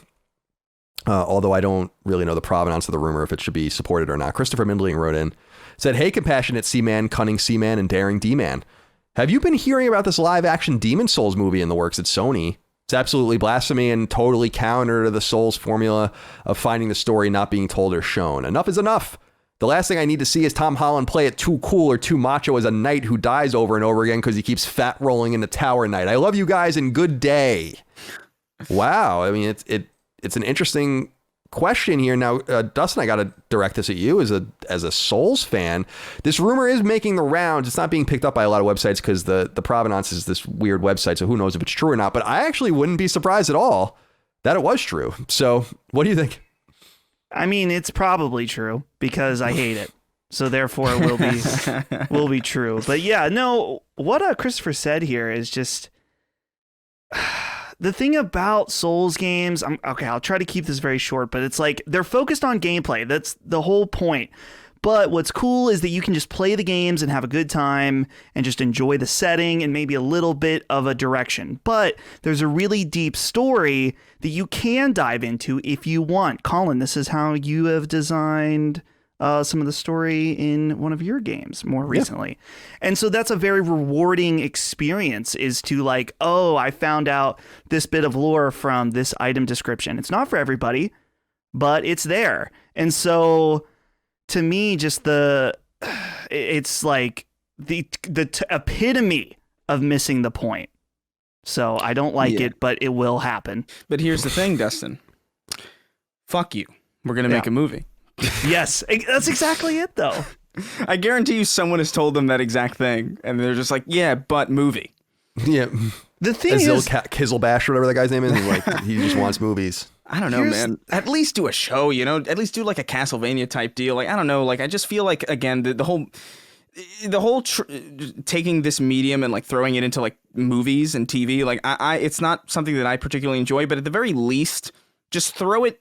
If you're going to throw it anywhere, at least throw it into the medium that is most compatible with it, which I think personally TV is. I think that's why Castlevania did so well. You know, I think that's why people are a little bit more excited about a Last of Us show than they would have been about a Last of Us movie. I think that's why a lot of these video game to movie adaptations kind of fall through, and when they do, they're just almost universally terrible. TV is just a more at-home place for this type of medium and this type of storytelling, and I think even a Demon's Souls like kind of hands-off style of storytelling could work in a TV show if you wanted to do it, but this is just bizarre to me. I don't. No one who clicks on Demon's Souls on Netflix because like, oh, I like you know, Game of Thrones type aesthetics. No one who just sits there and browses Netflix casually and stumbles across Demon's Souls is going to be like, man, I should pick up Demon's Souls. And then they're going to be completely blown the fuck out by that video game. Yeah, like if they, true. That's a good point. Imagine that's your first video game. You're like, you know, Maybe I've been writing video games off for too long. This show is really good. And then you play Demon's Souls, and then you kill yourself. Like, wow, this is what video games are? This isn't fun at all. Here's the thing, though, guys, is that the problem isn't necessarily even the fact that it's taking a video game property and making it into a movie. It's that it's always done in the way that is like the worst way that would make sense to us who are the fans of it. I'm not saying everything needs to be catered to us, but here's a simple pitch, okay? A HBO series called Rapture Before the Fall. And it is a series that starts from the beginning of Rapture. It follows Andrew Ryan. The end of the series can be when the plane crash happens. Mm-hmm. And this makes sense because while there would be some combat in the later half, it wouldn't necessarily make sense to tell that story in a game. It would make sense to be a character-driven show. Do that. Like, that makes perfect sense. And it would be intriguing to people who don't know about BioShock. And fans of BioShock would probably, like, jizz their pants at the very thought of it. Because I know that I practically am. Yeah. I think that's also just a better way for people who, you know, aren't interested in video games. Because if you watch, like, a prequel series to BioShock that you don't know is a prequel series, and then it ends, then you're like, oh, that was really cool. I want more of that. And he's like, well, hey, guess what? The sequel to the show you just loved is playable on pretty much everything at this point. And you got one of the best games ever just waiting for you after you've just watched like a pretty good show. I think that's the best way to do it, but it's never that. It's always just like, what's the first game? Let's do that. Or like, you know, I think Castlevania's done it the best, honestly. Like I just can't. Agree. It's just so goddamn good for no good reason. And people really like The Witcher too, which I think is a huge inspiration. The Witcher's pretty good too. You know, Witcher's not bad at all. It's a little cheap looking, but it's fun and enjoyable. I mean, CD Projekt, before they fell from grace, I mean, was very open about saying like they were selling a ton of copies of the game because of the show. So I'm sure everyone's looking at that and being like, well, yeah, probably, yeah.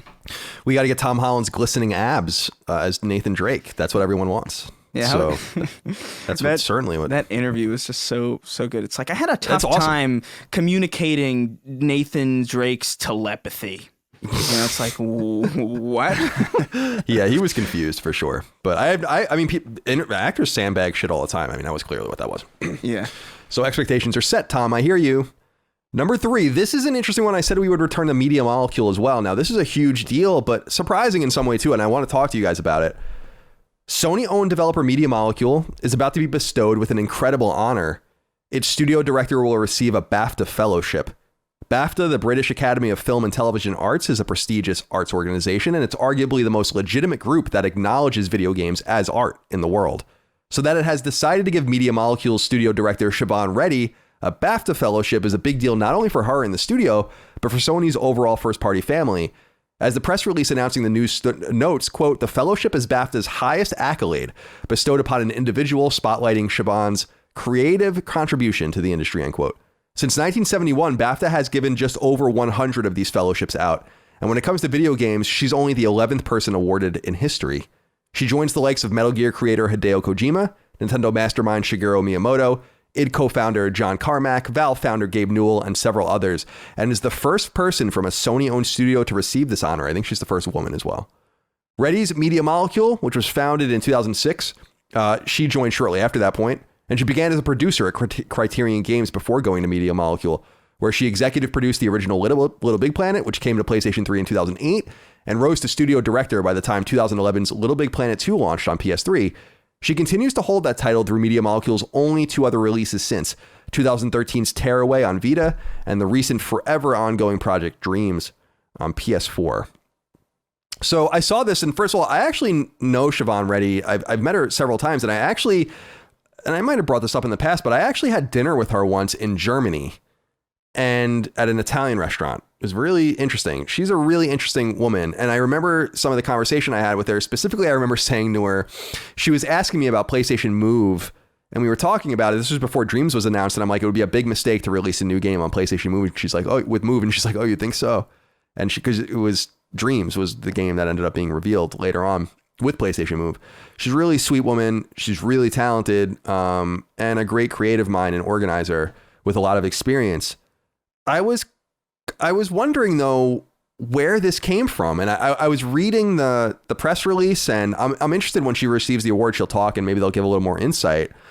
Chris, what do you think about Media Molecule's head basically being nominated for this award? Now, obviously, they do like to celebrate British creators, but not only British creators. And I just named you a bunch of people that are not British. John Carmack's American, Miyamoto, and Kojima are obviously Japanese. So I was just surprised to see her pop up because she is really talented. She's certainly a great person, but only the 11th person to ever get a BAFTA fellowship at a games. What do you think?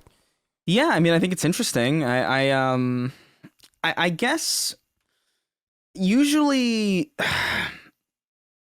because Hideo Kojima and like Carmack and Newell and Miyamoto are pretty common names. Like they're not common names in the sense that they're everywhere and everybody has them, but you know they're pretty well known. And I think most people kind of have an inkling that Media Molecule is like a great studio, but I don't know how many people know Siobhan Reddy. So I think it's just interesting that of the people nominated, she seems to be, I guess, the least known, presumably, of like some of the bigger ones.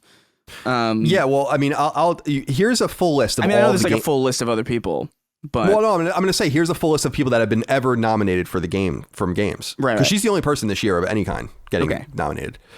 It's Will Wright, who's from Maxis, American. Nolan Bushnell, the founder of Atari, American. And then Miyamoto, Nintendo Japan. And then Peter Molyneux, who of course is a famous British game designer. Gabe Newell from Valve, American. Rockstar Games as an entire unit was given a fellowship because they're obviously a huge British team. And then David Braben was who's from Frontier Developments, which is a kind of an interesting one to put in here because he's like, you might know him from like the Connectable games and the Roller Coaster Tycoon games and stuff. So that was a pretty interesting name to include in here as well. And so he received his not too long ago, I want to say, 2015. And then John Carmack from id, who's an American. Tim Schafer, who founded Double Fine. So Microsoft has one of their own in their studios. And then Kojima last year and Reddy this year. I just thought, Dustin, I mean, first of all, many congratulations to her. That's really prestigious stuff. But I think this tells us two things now.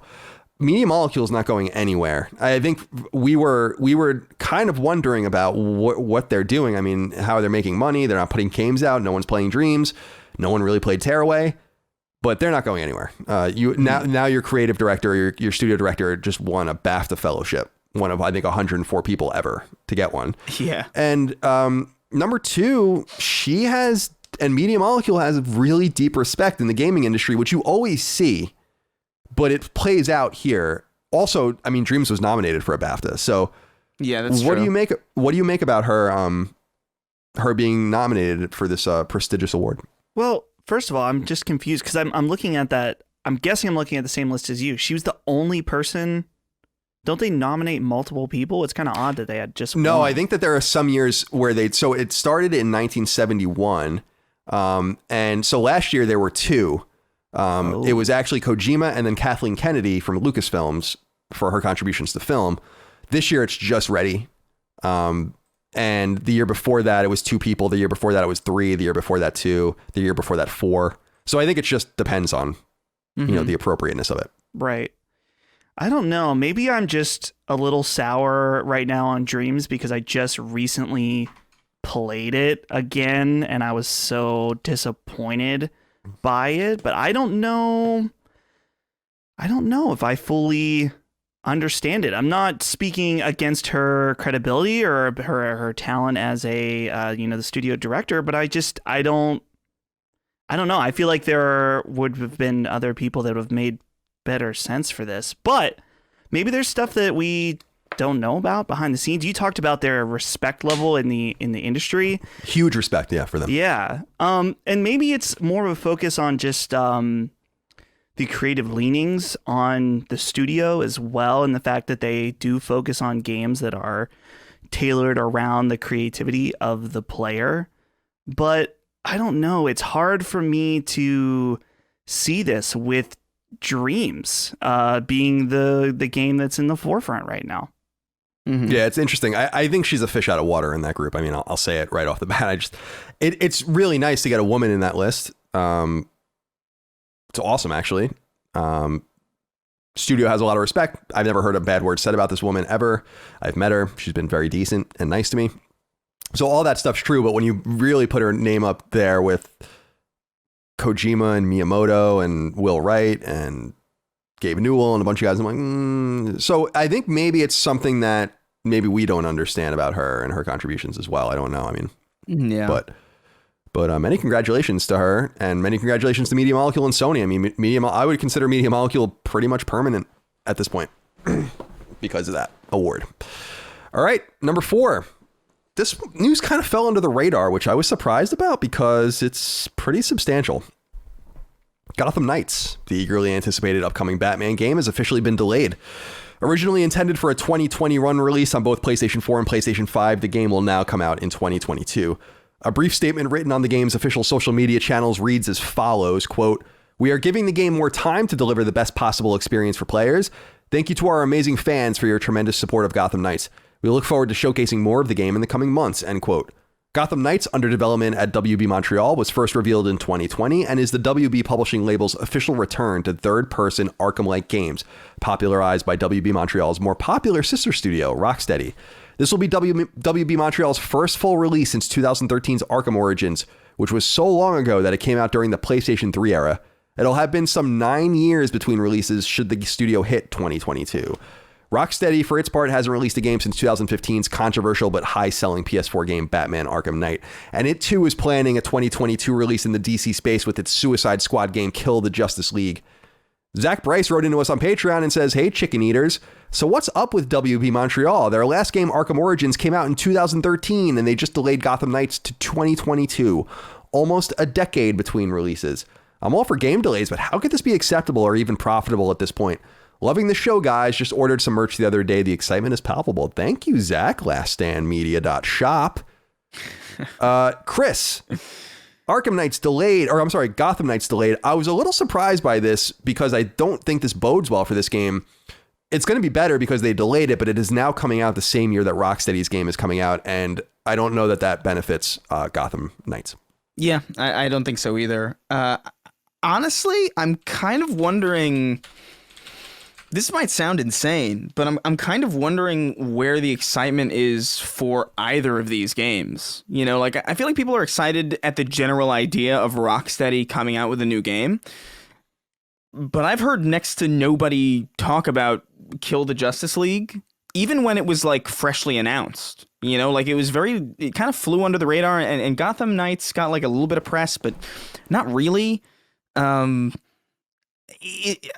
don't know if it's just like maybe, you know, the algorithms are off, or maybe like everybody's stuck inside, so like news goes by like a flash in the pan now compared to how it used to when shit was actually happening. But I feel like this is first of all bad timing. You know, hopefully they spread these games apart by like several months at least. Hopefully, like one of these games is like a spring. 6 months would be nice. Yeah. I'm anticipating like a spring and then like a fall for either one, like vice versa, whichever one is ready first or whatever. But yeah, I don't think this is good, because I feel like interest in these games aren't necessarily as high as people are expecting them to be. Well, I would say in my mind, like that's kind of true. And it just seems like people are kind of not excited about very much at all right now. And I don't really blame anyone, because first of all, the hype machine is just totally out of control. We've hit that note many times on this show, but everything's getting delayed. It almost seems like nothing is ever going to come out again. I mean, obviously that's not true. We're talking about Returnal, Resident Evil's coming out soon. There's Scarlet Nexus and other games. They're going to start coming out, but we've been in a moment of almost complete stasis where it's not only that nothing's coming out, it's as if time hasn't moved because everything is also getting delayed. So it's not like, well, we're eating up these months in anticipation of Game X. It's all like Game X just ate up those months too. And it's still as far out as it was 6 months ago, because it got delayed by 6 months or whatever. So it is a bummer. Dustin, where do you stand on this game? And specifically, it is a mystery. I mean, I can't figure out much of what the fuck has been going on at WB Montreal just in reading about it. As I understand it, they did begin development of either ports or another game, and then that game got canceled, and then they started working on this. But it's still been, as far as I understand, like 3 or 4 years. So this game has been in development for a long time. Are you excited about it? Are you skeptical about it? What do you think? So one key thing that I just looked up, I didn't know this off the top of my head, but they did do all the DLC for Arkham Knight, and that was in 2015. So they haven't just been floating around doing nothing. And there was I think there was from here on Wikipedia, there's 4 you're right. 4 packs, one of them exclusive to PS4, so I'm guessing that one's a little shorter. But so yeah, that's probably was a pretty significant amount of dev time that they dedicated to that. And you have to assume, like you said, there was a canceled project, or they were doing some kind of other shadow port work or something like that. And there was probably maybe some weirdness going on when they were maybe going to be sold, because there was that whole thing where they were maybe going to sell off the entire WB Games division. But yeah, AT&T owns WB, and they were, just to catch everyone up, they were looking to unload debt. So but that never ended up happening. So I mean, this is, to me, it's not surprising this game's getting delayed. Any game delay right now shouldn't be a surprise to anybody, with COVID and things like that pushing things back just because development is weird. I'm lightly excited. I don't know. Lightly excited is not the right word. I'm interested because I did like the other Arkham games, but I'm also just at the absolute lowest in that I have superhero fatigue to the extreme. That even things that would have really excited me, 5 years ago, I just can't really be pumped about. And that's a problem for me, not for necessarily everybody. Obviously, everyone is still very hot. There's too many superhero things. I mean, yeah. I think that's just objective. Like I don't know how else to say it. So I don't blame you. I think maybe the delay will be good for the quality of the game, but for sure. Yeah. We'll see. I agree with you. I would suspect, Chris, that you're right, that the timeline is right. I would think that this game will still be done first, and then we'll get Kill the Justice League like in the fall next year. But the crazy thing is that obviously with all of these delays, we're just going to get a glut of games in 2022 and 2023. And man, it's going to be a fucking scene. And I can't wait to see not only what's good and what's not, but what succeeds and what doesn't, because there are going to be good games that fail in an ecosystem where 18 months worth of games are coming out in 6 months. Which is what's going to happen. These games have to get off these guys' books. They have to get their money back at some point. You can't just hold them forever. And it's going to be a disaster. I'm just letting everyone know it's going to be great for the consumer, but it's going to be bad for development teams and publishers, unless, the economy is really good next year. I think the economy will be good this year. I think the economy is going to be booming this summer. Obviously, it's too soon, but maybe people will have disposable income. It would have been nice to have those stimulus checks to Americans, for instance, in time for them to buy, a console that they can't buy and they can't find no games on it. We are going to get a little bit of a mini boost, though. I just realized this today. April 30th. Okay, we've got Returnal. We have the Nier remake remaster. May 7th, Resident Evil Village. Then that Hood game comes out May 10th. May 14th, Mass Effect. May 21st, Deathloop. Now Biomutant is coming out on May 25th. So there is a pretty sizable busy period coming. Pretty soon. Which is nice. And then Ratchet is in June and Ratchet, so on and so forth. So and so on. Yeah, I think out of all the games, outside of the exclusive stuff, I'm really, really, really, really looking forward to Resident Evil. So yeah, absolutely. With that big titty 9-foot girl, you know what I mean? Oh, we know what you mean. Do you know what I mean? Like he was vague. Do you need a better description than that? Number 5, let's just get this one off the books. We did discuss this last week. As we briefly discussed during last week's show, Sony has officially purchased EVO, the Evolution Championship Series. EVO is a very popular series of fighting game tournaments founded in 1996 with tourneys held around the world on a number of different games from different developers and publishers running on different hardware. However, the acquisition isn't as straightforward or perhaps as weird as we may have once thought. Sony is collaborating with a new entity called RTS that specializes in esports, and the two will pursue this endeavor as a unit. The bigger news, perhaps, apart from how this affects non-Sony platform holders in their games, is that EVO is finally ready to come back with a still online tournament running in August. Tekken 7, Street Fighter 5, Mortal Kombat 11, and Guilty Gear Strive will all be eligible games. As to why Sony was interested, well, this fragment from their PR statement explains it well enough. Quote, "For PlayStation, today's announcement marks an exciting step in our journey to foster the growth of the fighting game community and esports and support competitive gamers widely on our consoles. Fighting games are hugely popular on PlayStation consoles, with gamers logging more than 1.1 billion gameplay hours in 2020 alone," end quote. EVO, founded by brothers Tom and Tony Cannon, gaming community legend Seth Killian, who I love, and Joey Culler, will still be run in part by the Cannon brothers. You may remember that Culler was accused of sexual misconduct and replaced as EVO's CEO in 2020. So this is maybe actually bigger news than we gave it credit for last week, because Sony itself has no specialty in running this, but it seems like they're just the money behind it. And the data that they show is pretty conclusive. 1.1 billion gameplay hours in fighting games on PlayStation 4 in 2020. Chris, this has a lot of effects on lots of things involved in the gaming industry, or the fighting community rather, which we can talk about. But we didn't really give this its proper due last week, so I'm just wondering if you have any expanded thoughts. Yeah, I mean, I guess it makes, I don't know if I have more. Fighting games are out of my wheelhouse, so I guess I just didn't really think about how important EVO was, but I guess if it makes sense to them and they got the data to back it up, then it's just weird timing, I think, because it seemed so. The timing of this purchase just seemed like a. All right, they bought a bunch of things. What do we buy? It kind of seemed like. And now by the way, it seems that way also now with Microsoft looking over at Discord. Like, I don't know. Yeah, we just talked about incorporating Discord into PlayStation, and that's a fat fucking chance that happens. So yeah.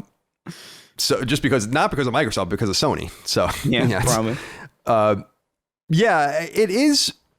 Fighting games have been huge on PlayStation forever. My brother always talks about it. There are only a few platforms that are renowned for their fighting games. So obviously Neo Geo was made for it, and had a great series of fighting games. And then you really have PS1, and to a degree Saturn was made for fighting games as well, notoriously. It didn't work out too well. But PlayStation has cultivated a huge fighting game audience that doesn't really exist elsewhere, with the exception of specific games. So obviously you have huge Smash Brothers communities on going back to GameCube all the way through Switch. And then you do have games like Killer Instinct that are Xbox games that are also pretty big, or were pretty big. But Sony does dominate this space. And the 4 EVO games, so Tekken 7 is a Namco game, Street Fighter 5 is Capcom, and so you have a bunch of different, Mortal Kombat 11 obviously is WB, Guilty Gear is Arc Systems, so they are attracting different partners as well. But Dustin, I'm wondering how you think this might affect other partners, because I think Nintendo released a statement saying that they will now assess what they're going to do with Smash Brothers, which is a huge part of Evo. And this could be a really great way, I think, for Sony to kind of, get involved and ingratiate yourself a little bit with your partners, invite heavily, make sure you're getting Smash Brothers over there, make sure you're getting Killer Instinct, and making sure you're working with your partners. What do you think? So I don't know a lot about Nintendo's relationship with Evo, so I'd invite the audience to fill me in here. But to my understanding, Nintendo is kind of like begrudgingly involved with esports and specifically Evo, in the fact that I don't think they've ever really liked the fact that Melee continued to be a big successful thing in Evo. And even though, there was Smash Ultimate was involved at one point, I don't think they like their games viewed in that manner. They don't want them to be seen as highly competitive. They want them to be approachable, and that makes a lot of sense for how Nintendo operates. So to me, this is like, I would not expect any Nintendo games to be at Evo going forward. This is like the excuse that they were looking for. Again, if not the CEO is almost a good excuse for them too, to be like, we don't want to be involved in this shit. Plus all the weird shit that happens in their community through Evo, with there's a lot of fucked up shit going on in the Smash community all the time. Yeah. And it's just, they always have been weird. Like, I've heard there was something where they have rules that they don't allow people to win cash prizes. So you'll have a guy that wins for Street Fighter and wins, a ton of money. And then someone wins for Smash Brothers and they get like a custom pro controller or something like that. I don't know. I'm a little light on the details. I know that something like that has happened. So, I think they're donezo on this. Well, Andrew White wrote in on us on Patreon, kind of a follow-up here. He says, hey, CCD, do you think Evo's acquisition means Sony will start to make first-party games with esports in mind? When SOCOM came out, it was rivaling CS 1.6 as a competitive shooter. Let's hope SOCOM is indeed coming back. So I actually thought about this as well. Sony has never really played in the fighting game space. I mean, obviously, back in the day, they were really a proponent of Battle Arena Toshinden, and there were a bunch of third-party games on there. And then, of course, 2012's PlayStation All-Stars Battle Royale from Superbot was their one attempt to kind of do a crossover fighter. So people are bringing that up kind of jokingly, but to me, I do think this is a step for them to start expanding. Sony seems to be identifying specific ulterior markets outside of core gaming that they want to stake a flag in. Unfortunately, it's not handheld gaming, as we said, but it is VR gaming. And now we see maybe esports and competitive gaming. And this is something, like you said, Dustin, Nintendo's not paying attention to this. And this is a weakness, because I don't give a shit about any of this, by the way. I like Evo, actually, but I don't care about esports. It's not important to me at all. But I know how important it is to lots and lots and lots of people. And so to have Evo and just being like, well, we run this on PlayStation, we don't even have to worry about that anymore, but still being very open to everyone and inviting to partners, I think would be really good. And you know what I thought about too is if they can somehow kind of get Nintendo to sit with them and have a nice relationship with each other, maybe through Evo, could this now sprout finally getting a PlayStation character in Smash Brothers? There's different conversations that can be opened because of this now. Get all the partners to the table and really talk about things, and maybe get over the frankly 31-year-old drama behind the scenes that exists between these companies still, because it does. And it's bitter as fuck. And Japan, anyway, and anyone who pretends otherwise is not is not aware. I mean, shit dies hard in Japanese culture and in Japanese business. And the total betrayal by Nintendo of Sony at CES with the Super Nintendo and the PlayStation add-on is fucking stuff of history. That's the only reason PlayStation came out at all. Yeah, is because of that. A spite. So that's exactly right. It was a spite move. So good stuff. Love it. I love business. I really hope they don't start focusing too hard on making games with an esports focus, because I find that I see a lot of games now that are developed with like the intention of being an esport, and none of them ever really get to that point. I think probably Overwatch is like the most successful example of something like that, where it's like a lot of games that are currently esports or legacy games that are taken seriously as esports today are esports entirely by accident. Like they didn't intend those games to be esports. They just ended up being competitive because they were fun in the first place. And I feel like that is like a thing that is kind of escaping a lot of devs now. It's like your game has to be fun before it's competitive. Don't try to make it competitive before it's fun. Like, please don't let this, like, I hate this attitude. It's a cart before the horse situation. I totally agree with you. Like, you can aspire to something, but to assume, it's dangerous to assume that your game is going to live or die by something that, like, you know, like Overwatch has like literal professional leagues, you know, like that you're going to, so I agree with you, because it's cool for Sony to say like, well, we have games like Predator Hunting Grounds, right? We might have a SOCOM game coming out, or Killzone or Resistance might come back, and maybe we can foster something here. They've already fostered this environment with Call of Duty and with Activision. I mean, we had noted last week with Activision Blizzard's esports related layoffs that this would affect Sony pretty majorly, because Call of Duty League is run on PlayStation. So they're interested, they're in. So the Evo stuff kind of makes sense when you line it up like that, but we'll see how it all does. And I'm most intrigued to see, it's not going to be hard to get Arc System Works and people like that to do your tournament. I really want to see how Microsoft and Nintendo play. All right. One more is the wrap up, number 6.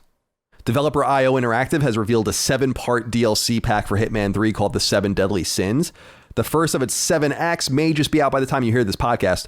Publisher Atlas has revealed that JRPG Shin Megami Tensei 3 Nocturne HD Remaster will be coming to PlayStation 4 on May 25th. The official PlayStation blog reports Life Simulator Cozy Grove is coming to PS4 on April 8th. Website Komatsu reports puzzle platformer World Splitter is coming to PS4 on April 22nd. Side-scroller Rising Hell comes to PS4 at some point this May. Farming Simulator Monster Harvest, which looks just like Stardew Valley, by the way, comes to PS4 on June 3rd. Beat 'em Up, Asterisk, and Obelix, slap them all, I can never say those guys' names, and adventure game Zorro The Chronicles, both coming to PS4 this fall. World War I FPS Isanzo is coming to both PS4 and PS5 later this year. Zen Studios' popular Pinball FX series is coming to PlayStation 5 at some point in the later this year. And mountain climbing game Insurmountable comes to PS4 at an unknown time in the future. Website Push Square reports action RPG Pray for the Gods is coming to PS4 and PS5 in the second half of April. The website also revealed word of 5 new life sim games coming from French publisher Nacon. Train Life, Hotel Life, Chef Life, Surgeon Life, and Architect Life, all coming to PS4 and PS5 in the future.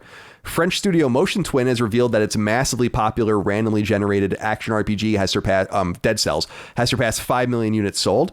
Developer Relogic has revealed that its popular sandbox game Terraria, launched on PC in 2011 and which came to PS3 and Vita in 2013 and PS4 in 2014, has surpassed 35 million units sold. And finally, 2K Games has acquired the studio Hookbang, best known for its work helping 2K own Studio Visual Concepts on its mega popular NBA 2K franchise. The studio will now be known as Visual Concepts Austin. So congratulations to them.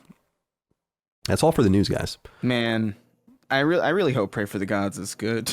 Yeah, it does look good. It's spelled Praey, I think. Yeah. By the way, in case people are looking it up. Crazy. Wow. It looks great. That game looks great. So we'll see. All right. Tradition dictates that we end every episode of Sacred Symbols with 6 questions, comments, concerns, thoughts, and ideas from the audience on Patreon. Remember, you can support us on Patreon, patreon.com/laststandmedia, early ad-free access to our show, exclusive access to Sacred Symbols Plus every week, the ability to submit your questions, comments, concerns, thoughts, and ideas, your name in the credits, and other perks as well. So come on down and join us over there. Ivory State wrote into us and said, the 6 Days in Fallujah gameplay trailer came out, and it has some interesting gameplay and story elements. Rami Ismail went over it. He's a Dutch developer, and did his usual tear apart and critique of the game, which I thought was mostly unfair. One thought I have about the game is that it isn't really doing anything that Call of Duty or Battlefield or other war games haven't done in the past. But the only reason why people take more issue with this is that it's based on a real event. Personally, I prefer that since it allows deeper critiques on how games portray things, since it's based mostly entirely in reality rather than similar war games hiding its events, like white phosphorus and mass shootings behind the veneer of a fictional but very near to real world. Well, I was going to say right off the bat, Ivory State, Call of Duty and Battlefield are both based on real events too. I mean, not all of them, but they were. I mean, that's where they came from. Call of Duty games and Battlefield games take place in Vietnam and in World War II and in all of that. Chris, did you see the gameplay that IGN put out? First of all, shout out to my friend Ryan McCaffrey. He put out the gameplay, did a preview, and did a huge interview with Peter Tamte from the developer all about it. Mm-hmm. And this was, I thought, really nice to see on IGN because, and I'm biased to IGN, I worked there for a long time, but it was nice to see because days before they had published a pretty scathing piece on the game. So they are doing what a lot of websites do not do, which is to give you both sides or multiple sides of an argument and allow you to make your own decision. So I appreciate that they did that. But what did you think of the gameplay, and what do you think about the new drama erupting, not only from Rame Ishmael, but from pretty much every part of the gaming industry at this point? Yeah, so I'll start with the gameplay. I think the gameplay looks fine. I don't think it looks particularly unique. I don't think it looks particularly interesting. One thing I did notice though was that the sound design was really good. Like, I don't know if I was just listening on like a pair of like really good headphones, but I noticed that like just the audio, the technical work with the audio was like really, really like noticeable. Like I noticed like, oh shit, that's like a really like well detailed kind of. I feel like the audio is going to do a lot of the heavy lifting in this game for whatever reason. I just got that kind of inkling from the footage that I saw. But outside of that, like, and outside of the kind of interesting idea of like, oh yeah, it's a procedurally generated kind of environment that doesn't necessarily look procedurally generated, which that's like an interesting premise. I don't think that's necessarily anything to scoff at, but moment to moment gameplay, like gunfire and like moving around even, I thought looked a bit slow and a little bit clunky. I don't think the game looks graphically particularly all that good, specifically as far as like the human models are concerned. I think they look a little bit like weirdly like almost Pixar, which is kind of bizarre to see like in this like, you know, Fallujah city. But I don't know. I think this is a game that is probably getting a lot more attention than it needs in a lot of different ways. I think this drama is kind of like, I don't understand the premise of like, I've seen tweets and arguments about like how this game shouldn't exist, and just the general problem with just the very existence of this game. And it's like, dude, this game could be the most offensive piece of drivel on the face of the earth, and it should still exist if people are willing to make it, you know? Like I don't sympathize with the argument that it's too controversial. I don't sympathize with the argument that it is insensitive. I don't sympathize with the argument that it's based on something real or that it's too soon. I just don't care about these arguments. I didn't care about them in 2006, 2007, 2008, whenever the hell that Fox News report came out about like the Republicans freaking out about it using like real people in real worlds and real events. And I don't care now that it's like just the Twitter checkmark brigade, you know, firing at it from the other side with equally kind of, I think, mundane criticisms for a game that looks wholly unremarkable. Like, I just think it looks like a generic military shooter that's probably going to sell way more because it's so controversial.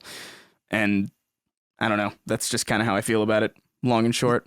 Yeah, I think the one aspect of it that I thought was interesting, I agree with you, it doesn't look like aesthetically great or anything. I think it looks fun. The one thing that I thought was interesting was like kind of the procedural generation in the game, which is designed to mimic what the Marines and soldiers felt like going into houses, like where you never really knew like what the layout of the house. I mean, that's, you know, basic urban warfare stuff, but I actually kind of like that take as opposed to there being like a predictable campaign. It might be like a little different every time, which is kind of neat. But yeah. Dustin, you're less in the shooters than Chris and I think are. Is that fair to say? So, you know, certainly I'm interested in what you have to say about this from any angle that you want to talk about it. So I don't know, the trailer was I'm with Chris, so it just looked fine to me. I think the thing right now that I'm more fixated on, and I want to focus in a different area because we talked about the media's reaction to this game ad nauseum on this podcast, but I just can't believe some of the things I'm seeing and reading. And we've talked about this, Colin, this new form or this new angle of censorship from the media. Media. Can you believe that? The media. Did you see there's a petition to have this game's production halted? Like completely, like this game should not be made. Yeah, there's a petition for everything though. In fact, well, yeah, I mean, it picked up traction amongst the clique, the media clique.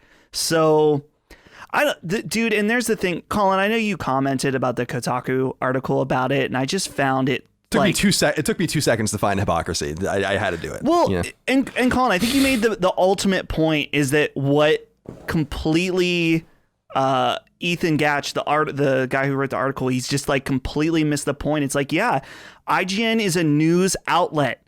They posted a scathing piece against it, and they also posted what they normally do, which is trailers, and they posted from the other side.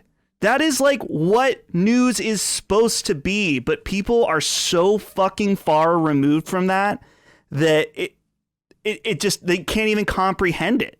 And I find it ridiculous. Like this article, and I have such a high level of respect for Ryan McCaffrey, and to be fair, this article does not go after him, but I felt defensive for him because he was kind of leading the charge. He's the one who did that IGN first, and I have such a immense amount of respect for him, and he in the past has shown me, like, I've had dinner with him and he's shown me kindness way before I was on this show or involved with any kind of thing. I know that he's genuinely such a great guy. And again, this article doesn't go after him, but like it made me frustrated that they would not see that from the angle of like, yeah, this is news. We're going to cover this from multiple angles. Yeah, I mean, it's like what I said. I was surprised to see IGN run run the preview several days after there was this. The piece that went up that was kind of more scathing about the game, I thought lacked any sort of thesis. I thought it was kind of rambling and incoherent. It's the kind of thing that happens when you write a story knowing what you want to say without doing the proper interviews and then seeing where the subjects bring you, which makes much more interesting journalism. But this is activist journalism, so it's different. But to Ryan McCaffrey's always been a friend of mine since he came to IGN, and we're still friends. And I did text him last night, and I was just like, the Kotaku story, I'll keep our conversation private, but I was just like, the Kotaku story is bullshit. I just wanted to wish you the best. But here's the thing about Ethan at Kotaku, is that we have a history. We do have a history. So we should know that. But it's also notable with Ethan that, and I'm just going to say it, like, Ethan has no resonance. You can write things about this over and over and over again, and we'll talk about it in generalities and we'll get into the piece, but it's not like you're attracting an audience saying what you're saying. It's strange when I read pieces like what the piece, and people can read it for themselves on Kotaku. It's called, "You Don't Have to Run the Exclusive Reveal for the War Crime Game." That's what the story's called. And it's all about IGN's running of this exclusive footage and all of this. And the first sentence is "Rebooted War Crime Simulator, 6 days in Fallujah." That's how it starts. And what I did was I just was like, you know what? I went to one game. It's not like I searched around. I'm like, what did Call of Duty World War II? What did they have to say about this on Kotaku? Here's what I found. Okay.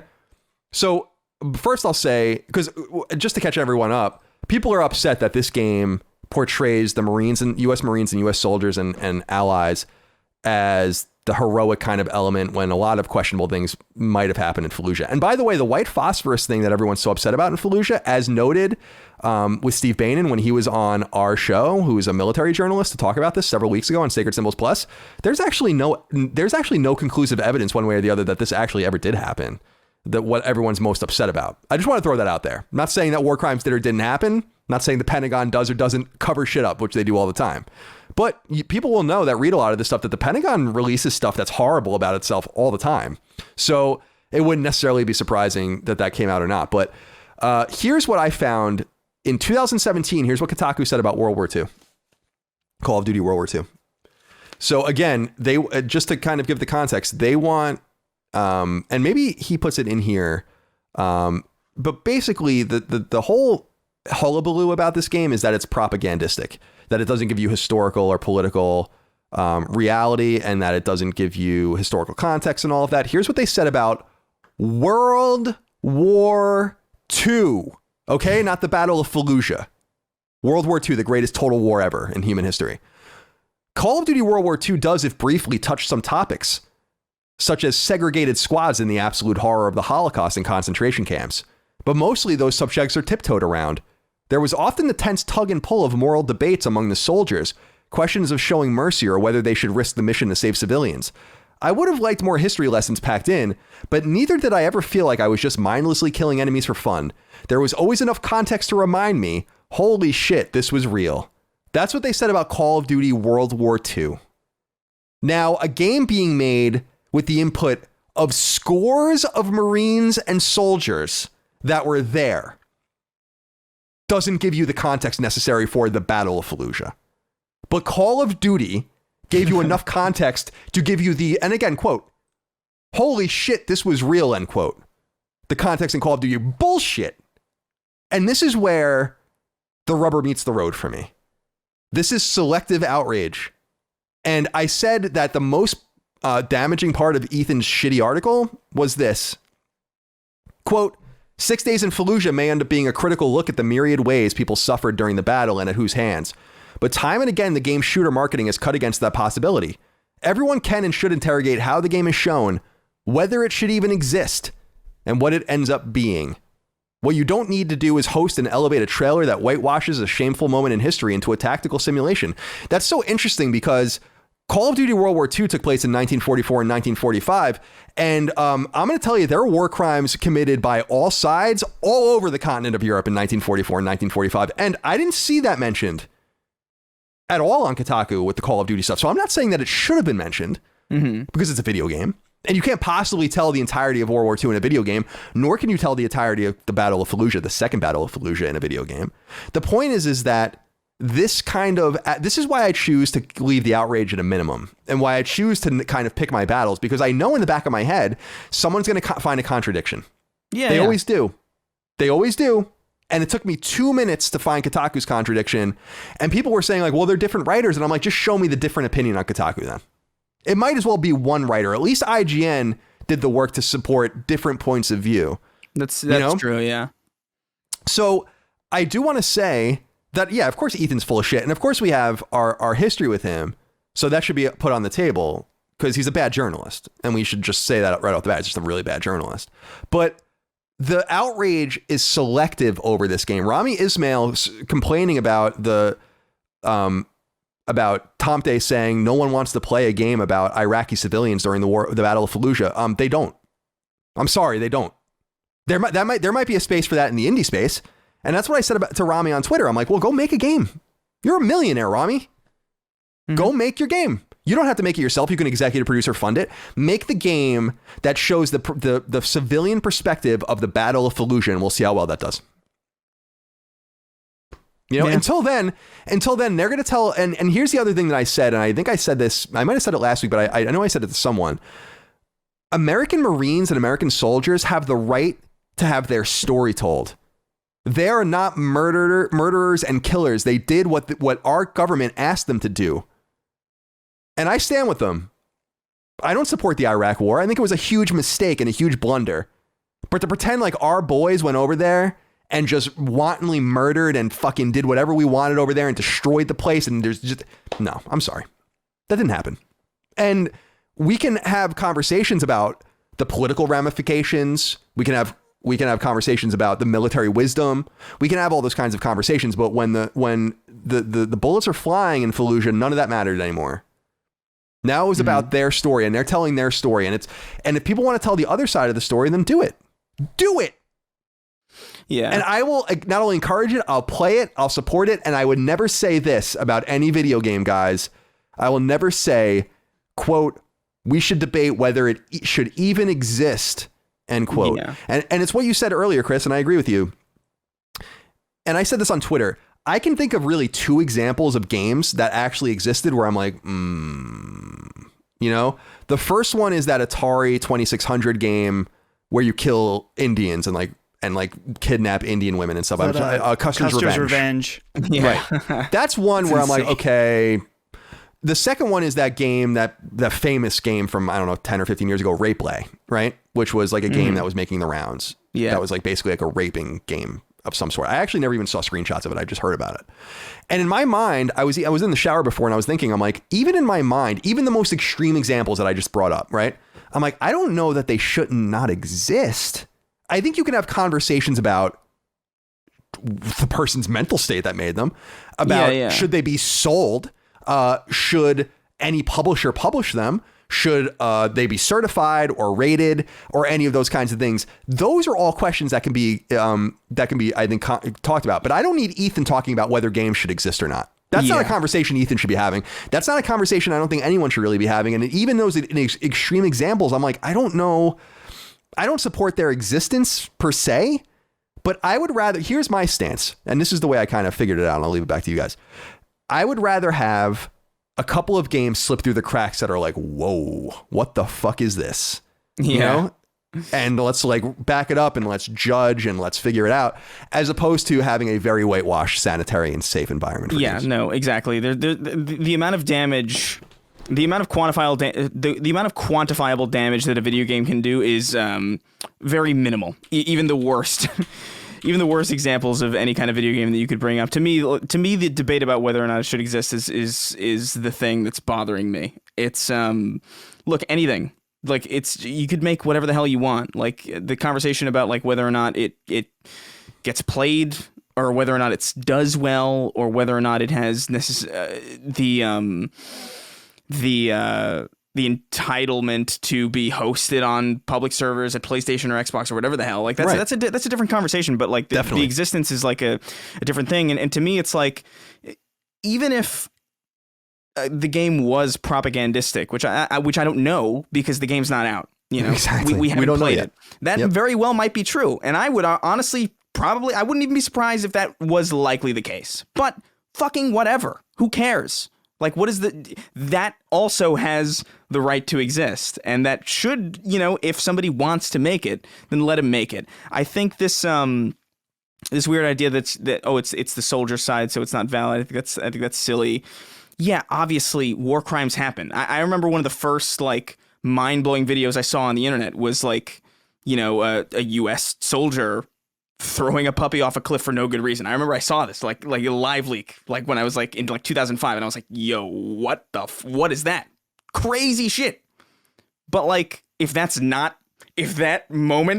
like live leak video isn't like in 6 Days in Fallujah, or like some like game that's representative of the Iraq war, does that make it propagandistic because it's not in there? Like, I don't think so.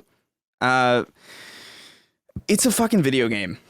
You know, right. I've made this argument against the conservatives back in like 2008 when they were like bitching about Mass Effect having a sex scene with a hilariously unrealistically rendered alien on an Xbox 360 console. I'll say it now. And honestly, Custer's Revenge is hilarious if you like, dude. That is not even remotely offensive when you compare it to like some of the shit that came like the Flash games, some of the Flash games that used to be popular in like the mid 2000s, like Bush Shootout with like George Bush and Condoleezza Rice, like just killing like Taliban in the White House. It's like, that's way more distasteful, I guess, than Custer's Revenge, which barely even looks like what it's supposed to be. And I will say this, by the way. Even if you wanted to tell the story of Fallujah from like from the insurgents' point of view or from Al Qaeda's point of view, do it. I'll play it. Like, if you want to tell a story in Afghanistan, for instance, where you play as the Taliban and you're fighting American troops, I'd play the shit out of that. Yeah. And if what's really important for you out there is for the Americans to be the bad guys, then just go play Spec Ops: The Line and get it over with. Honestly, why don't you just listen to me and play the goddamn game? And then maybe you'd realize that there's a shooter out there where you kill hundreds of Americans, you know, in the game. Yeah. And it'll make all of you really happy that have a problem with it, with whatever. And it also happens to be the best shooter ever. So, yeah. The only middle ground that I can possibly find in this is like, because of the way the game is like kind of like positioning itself. And this is a criticism that I would levy against it too. It's kind of positioning itself in not necessarily a holier than thou place, but it is positioning itself in a way that's unique to other FPSs, in the sense that like, this is a playable documentary, which kind of puts an unnecessary implication on itself that like, oh, this is the real story. So it kind of it's opening itself up to these like criticisms of like, oh, this is very propagandistic because it's telling one side.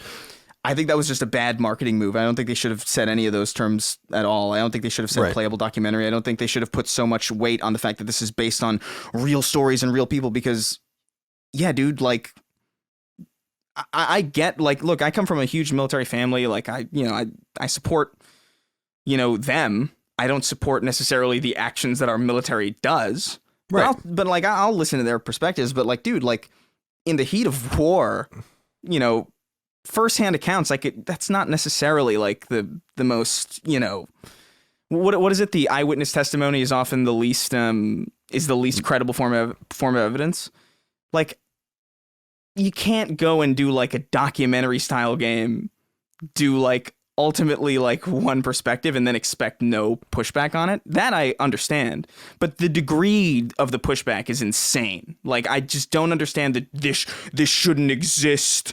I saw this one thing in Rami's Twitter video. It was like when they brought up the procedural generation, they were like, "Oh, now it's like erasure because they're procedurally generating their culture or whatever." And it's like, all right, this is like leaping to a degree of just make like, the game, Rami. It's Rami a video also said game. that he was It's a video disappointed game. that he was also said he was disappointed that there was no Arabic text in the game because he couldn't judge on whether it was right or wrong. I mean, this is a guy that was, first of all, I doubt that they would put Arabic text that wasn't right. I mean, it's not that hard to find someone that speaks Arabic. It's one of the most spoken languages in the world. So it is strange. It's a strange situation. I agree, Chris, just because the game's not out. We don't know what the game is. And I just don't, listen, a lot of this critique just absolutely teems with just anti-Americanism is straight up. It just needs to be said. And that's totally fine. Lots of people hate America. That doesn't bother me at all, by the way. You can have any opinion you want on America. It doesn't bother me at all. So say whatever you need or feel however you need. But a lot of that comes from like the way people feel about America now being kind of put into this game and then being put into the soldiers and put into this place and put into this tent. And I'm like, I don't think it's quite like that, guys. And the documentary language is bad, but I'm a huge Ken Burns fan. He's like one of my favorites. Mm-hmm, yeah. Wonderful documentarian. And he's famous for 10, 15, 20, 25 hour long documentaries. And his 25 hour Civil War documentary touches on almost nothing compared to what happened in the Civil War. I mean, that's how difficult it is to tell to tell the story. Which is why it's a bad term. Right, exactly. So, Dustin, do you have any more comments before we move on? No, I think we covered it. Mm-hmm. All right. So yeah, unclear, I think, when the game's coming out. I'm looking forward to it. I do think it looks fun, but I'm really interested to hear the stories of the people in the game. And then I'm interested to see if anyone puts their money where their mouth is and makes the game from the other perspective or makes it a game. Listen, dude, I'd play a game from a German Nazi perspective in the Wehrmacht fighting against the Allies in World War II. I'd totally play that. I'd play all sorts of games that you're not supposed to play, I guess. Yeah. I'm totally interested in these different perspectives. It doesn't mean you support them any more than reading like Mein Kampf, like I've said, makes you a Nazi. It just doesn't, you know? Yeah. So, by the way, I wanted to bring up, just for the sake of clarity, the game I brought up is Replay. It's a little older than I remember. It came out in 2006. It's only in Japan, I think, and was banned in most countries. But here's what it says on Wikipedia. It says the game centers on a male character who stalks and rapes a mother and her two daughters. So that's what the game is about. So when you're thinking about games where you're like, why does this exist? That's where my mind goes, you know, and that's like the most extreme example you can think of. Yeah. 6 Days in Fallujah is like many, many, many light years away from that. So yeah, calm down, everyone. All right. David B wrote into us. I'm interested to see what you guys think of this, especially because I'm very stupid with technology, as everyone knows. He says, hey, C and maybe D. I just got into crypto recently and discovered a project called Enjin. This is Enjin Coin. Have any of you heard of this? As far as I understand it, it allows unique items in video games to exist in limited supplies. I haven't seen anyone in games talking about this, despite it seeming like it could be absolutely huge for the world of microtransactions and games as a service. So I don't know if you guys have anything to say about this, but I wanted to bring this up for one specific reason. I don't understand any of this. No matter how much I read about blockchains, about cryptocurrency, about all that, at some point I'm like, I don't get it anymore. And it's not only this Enjin thing that I don't really understand, but this idea of the NFT, which I guess is non-fungible token, which is like and I guess Jack on Twitter like sold his first tweet as like a token or something in the blockchain. Like, I don't understand any of this. Nothing you're going to say, by the way, out there is going to make me understand it. So don't write in about it, because I'm not going to understand. I have read so do you guys, Chris, do you understand any of this at all? No, this is alien language to me. Like, I understand a little bit about cryptocurrencies, a little, like barely anything. So the second I saw like NFTs happen, I was like, I am old now. I've reached that point where I just like, I see something on the internet and I not only do I not understand it, but I can't even begin to comprehend it. You know, it's just completely alien to me. Like you supposedly like NFTs are like these things where it's like, oh, it's like the most common way that I've seen it manifested on the internet is art, or like cards basically. And it's like, oh, hey, it's art that you can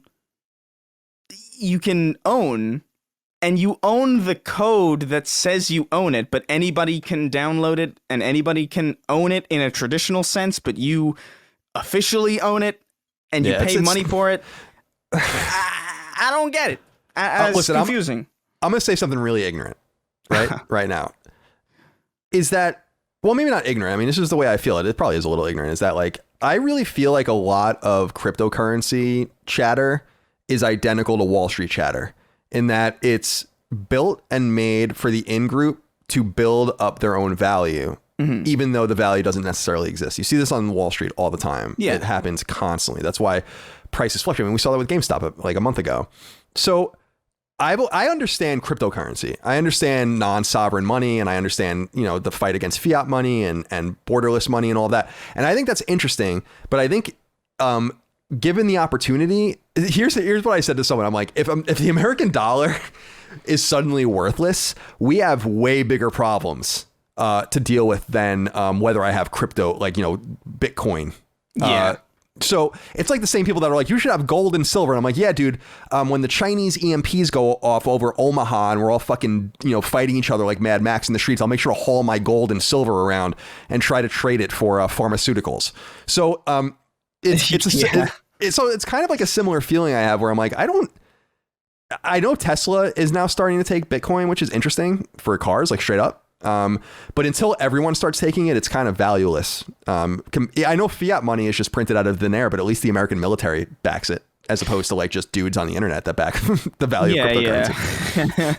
Yeah, no, I understand. Yeah. It is that exact argument where it's like, dude, if my money is suddenly worthless, I'm going to be hoarding like food and weapons and water. Right. Like I'm not going to be like, oh, where's my gold?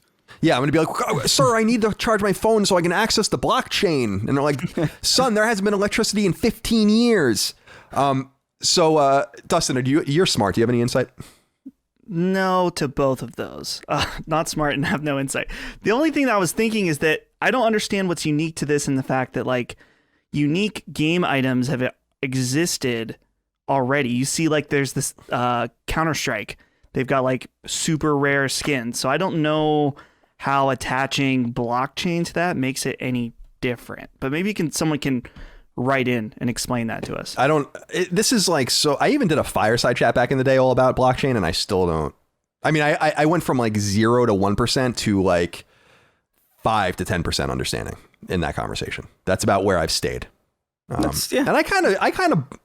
kind of sick of hearing about it, to be honest, if I'm going to be honest with you. Do you have any crypto? No. No. We could make an NFT. Do you? Like a Last Stand? A little bit. Yeah. Yeah, a little bit. I don't understand what the fuck I'm doing, but I have some. Right. Just in case. I don't want to make any crypto. I'd rather make fiat currency. We should just print dollars, like real dollars, and get arrested by the government. Last Stand Media Coin. This could be something. We could be onto something with this. It could be like a company dollar where it just circulates constantly within our ecosystem from the 19th century. You go to the company store, then I pay you in company money, and you go to the company store and I pay you in company money. It's perfect. All right. Sumo Joe 118 wrote in and said, hey boys, what's with the lack of PS5 software updates? It's been 4 months and they haven't fixed the bug where deleted game icons still appear on the dashboard. The new party system and trophy lists are terrible. There's no browser, there's no folders, and many other basic features are missing from PS4. When can we expect Sony to deliver on some of these highly requested changes? Dustin, I want to throw this one to you first. I've actually been thinking about this as well. On one hand, I kind of feel it because Sony used to get made fun of for updating consoles all the time. I mean, that was a big thing. I think that they were kind of sensitive to, especially on PS3. It was like a joke. But it is interesting to Sumo Joe's point. PS5's pretty deficient feature-wise. Not necessarily for me, but for a lot of people, like folders, even web browsing. I understand why they don't have the web browser enabled, I think, because I think, people were talking about like, if PS5 had a web browser, could you log into Game Pass, with it and stuff like that, which would be kind of cool. So I think that the browser is just eliminated for those reasons. But what do you think about the lack of updates, and what would you like to see fixed on the console? I think all we have to look at is how often Sony updated the PS4. And that's why. PlayStation 5 has not really been out that long. I think it was like some of the bugs. Okay. Yeah. I think we should have had some hot fixes for sure. Not acceptable, but I'm not expecting new features until this November, really, because that's how long. And what traditionally Sony did with the PS4 is that like once a year, we got a big update that had 2 or 3 features that people were really interested in. So I would not expect any new features for this until the end of the year, really. As far as the bugs, as I said, yeah, those should be fixed by now. But again, dealing with Sony and not exactly proficient or shown to be very proficient on the software front. So yeah, Chris, where's your mind at with this? Because I'll just reiterate, I don't need too many fixes. I'm kind of acclimating to it more and more. It's just the trophy list is so. I mean, I know it doesn't matter to a lot of people, but it is unbearable how bad it is. And dude, we get letters about it all the time. People are always talking about it. Yeah, like it's not just me. People are like, we can't. Like there are people who are saying like I can't even go after trophies anymore right now because I can't even deal with it. So that's like the only fix I really want. But what are you feeling about the lack of updates so far? Yeah, I mean, I don't think it's particularly shocking. I think I wouldn't be surprised if there was probably like a major update, kind of like like not necessarily waiting in the wings, but like kind of like being worked on to the point where it's like we'll just fix the minor, like the little bugs that are, here when we actually do the proper overhaul. Maybe that's me giving them too much credit because they typically don't really do many overhauls. It's not really like in the Xbox ecosystem where they have a history of like really overhauling their UI and really overhauling like the feature set. So it's the lack of bug fixes don't bother me, or the lack of updates don't necessarily bother me because we're kind of used to that with PlayStation consoles in general. And even when we do get updates, they're relatively minor. With the inclusion of like a big new feature that doesn't really change much about how you're going to use the console on your day to day.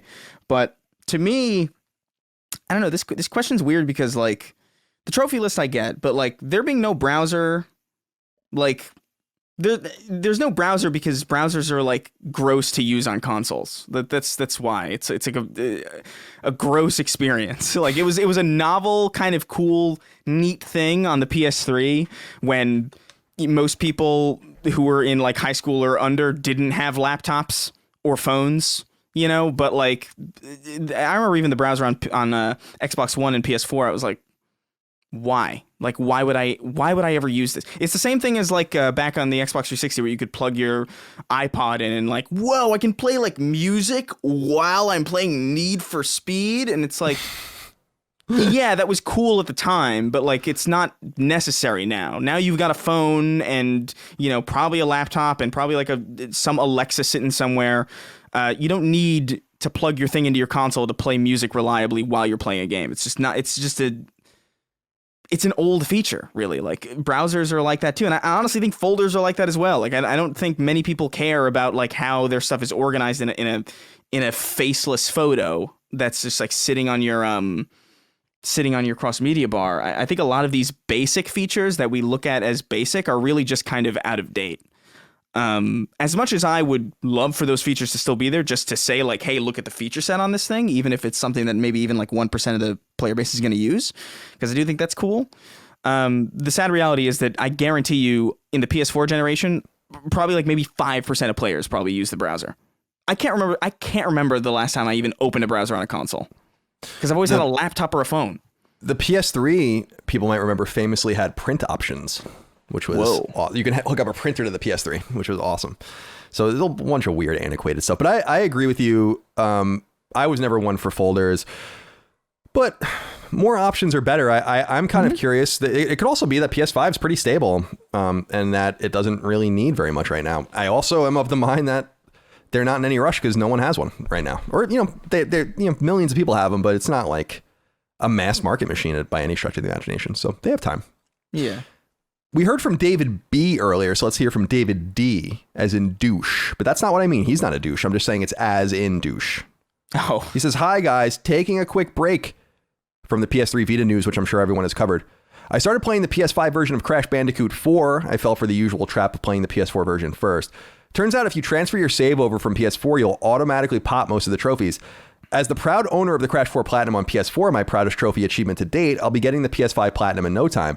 But I do have this sense of guilt in auto-popping the trophies, even though it's a fully intended and accepted aspect of trophy hunting.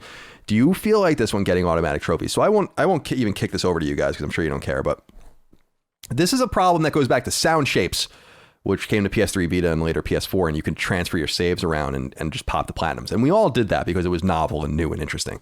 But now, almost 10 years later, I look at it and I'm like, I don't want to do this anymore. And I had actually mentioned that I wasn't interested in the Spider-Man save transfers for the PS5 version of the core Spider-Man game because it automatically popped the trophies and I want to earn them again. It also has stopped me from transferring my save to PS4 or from PS5 from PS4 for Borderlands 3 because I don't want the trophies to pop. I want to earn them.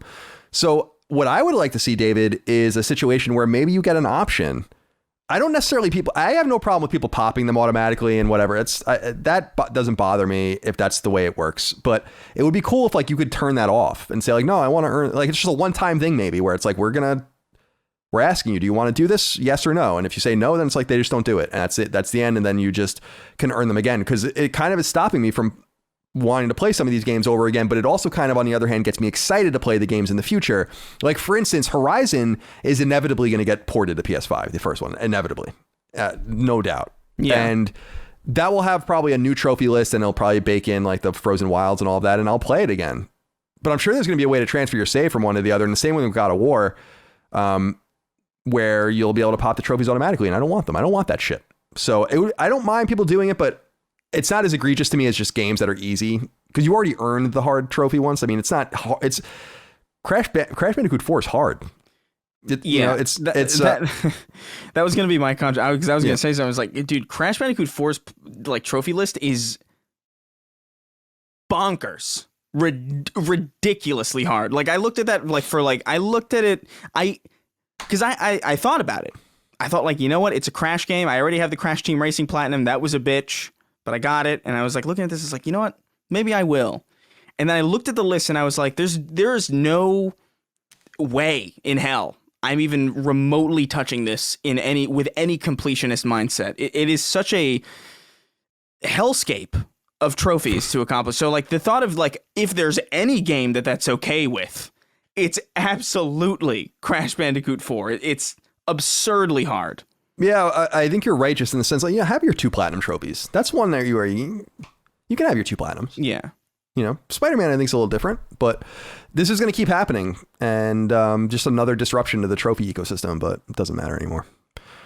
Anastas Lyak wrote in and said, hi, Colin and boys. Hope life is treating you well. I'm really surprised that no one speculated about this. As Stadia halted all games productions and officially stated intentions to sell its tech to the rivals, they didn't say sell, but more license. Why wouldn't Sony license it? Most of the tech reviewers stated that Stadia has the most impressive and advanced streaming tech among all of its competitors. Its faults were only business model and no games. We've said this before. I think Chris kind of says this the most succinctly, but we have got to get away from this idea that Sony needs to stream games as anything more than an additive feature of a new program. And Stadia's got the stink of failure on it. I don't think it's Sony's technology, by the way, that's the problem necessarily. It's not great, but that's not the problem. It's that people don't want to stream games. They want to download native games and play them. And streaming should be an option, but not the only way you can play a PlayStation 3 game. So, Dustin, how do you feel about the idea of Sony kind of licensing Stadia? I just think there's no need for this. And Stadia, again, has that stink on it. It failed. Stadia failed. So now they're trying to salvage anything they can. And we're a few months away from them shutting this whole thing down. I mean, I think that's fairly obvious and unfortunate because I know some people that work there. But what do you think about Anastas's conjecture here about maybe Sony getting involved? I don't know if they would want to do that just because they spent a lot of money on Gaikai in 2012, $380 million. Now, Good deal by today's standards. Right, yeah. I actually thought that. I was like, wow, I mean, Discord, 9 billion or whatever, that rumor. But part of me wonders, like, if they're like, yeah, we made a big investment in the streaming service we already have. Why would we pay Google to license their shit when we can just make ours better? Now, maybe if they were to look at this, they're going to be like, well, our streaming tech is miles and years behind Stadia. But again, I just don't know. Colin, I think you're right. So no one wants streaming right now. It's obvious. It's clear that nobody likes it. Eventually, yeah, I think that streaming will eventually be there. But we keep having this conversation once a decade. From what it seems like, it's like, is this the time that streaming's going to happen? On live or whatever. Live. Right. It keeps happening. And every time, well, I guess, okay, this is round 2. So it's not, I shouldn't say like every time. But yeah, this is round 2. Again, there are its supporters and people that love it. And if you're enjoying it, if you're using GeForce Now and having a great time or whatever, great. I'm happy for you. I'm not trying to diminish your experience, but as far as a big investment from Sony, doesn't seem very worthwhile, if you ask me. No, I here's my whole thing is like, why? Why do you like Stadia if you do, right? Like, why do you want to stream your games? That's like the biggest mystery to me. Unless you are in a very specific use case, like you're a dude who works as a salesperson for a company and you're on the road 30 weeks a year, something like that. But even then, it's like, why wouldn't you just buy a Switch or a PC or, you know, like. Yeah, it's just the problem is, it's just, and I've said this already and you've echoed it, but this is a feature. This isn't the main course of like what your thing should be. Like the reason streaming with xCloud on over on the Xbox side is cool is because like, oh, I know that I can stream this and oh, my connection just got a little dodgy. Oh, but I really want to keep playing, but I don't want to deal with this. Oh, I'll install it then. You don't have that option on Stadia. If your connection is borked, then it's like, I guess I'm just not playing video games today. Like why would you want to purposefully limit yourself to such an obviously case-specific and situation-specific technology as your main bread and butter? It just doesn't make any sense. Streaming is an additive thing. And by the way, it's a very cool additive thing. Something that I've used quite easily. I've streamed games from my PC onto my my iPad in the living room. Like, I've done that because it's cool. It's actually kind of like a really neat technology to use. But I only use that because I know that is not going to be my main experience with that game. I know that, like, all right, I'm done in the living room. I'm going to go back and play it with perfect latency, with perfect frame rate, with perfect visual, perfect resolution, everything. Because that is how people like to play their games. Like, we're while we will get to a place where streaming is more prevalent, I really firmly do not believe we'll ever get to a point where streaming is the main way you play your games. Unless games become so ridiculously big in file size that the only conceivable convenient way to play them would be to stream them from some massive server underneath the bowels of China, I don't think you're going to see but this thing catch on to the degree that people think it's going to catch on. This is always going to be seasoning to an offering of other features. I mean, to the point you're making, games are getting smaller now.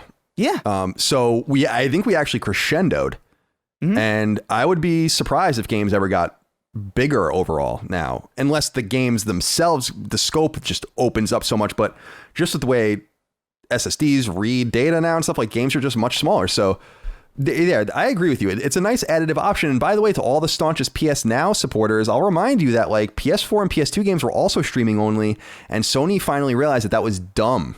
And the only reason that it's not available on PS3 again is because of the lack of cell architecture on PS4. So they got to figure it out. And it's what we said at the top. So I won't reiterate it. The final inquiry comes from Joshua Wetzel. He says, hey, CDC. Colin, I wanted to further explore your gatekeeping ways. In the last podcast, you mentioned that you'll be upset when Ratchet & Clank Rift Apart comes out and people new to the franchise play that one first. I asked Colin, are you angry with the people that played the 2016 remake of Ratchet first? If so, I feel that this is truly gatekeeping and your old ass should be punished by Dustin's D.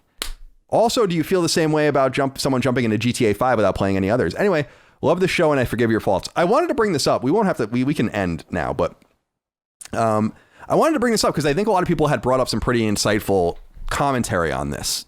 First of all, they were giving Dustin a lot of credit for, hitting me back and also using the term self-gatekeeping, which is a fantastic term. And it is like, I'm not even so much worried about gatekeeping others per se, as much as I'm really gatekeeping myself, which is kind of strange.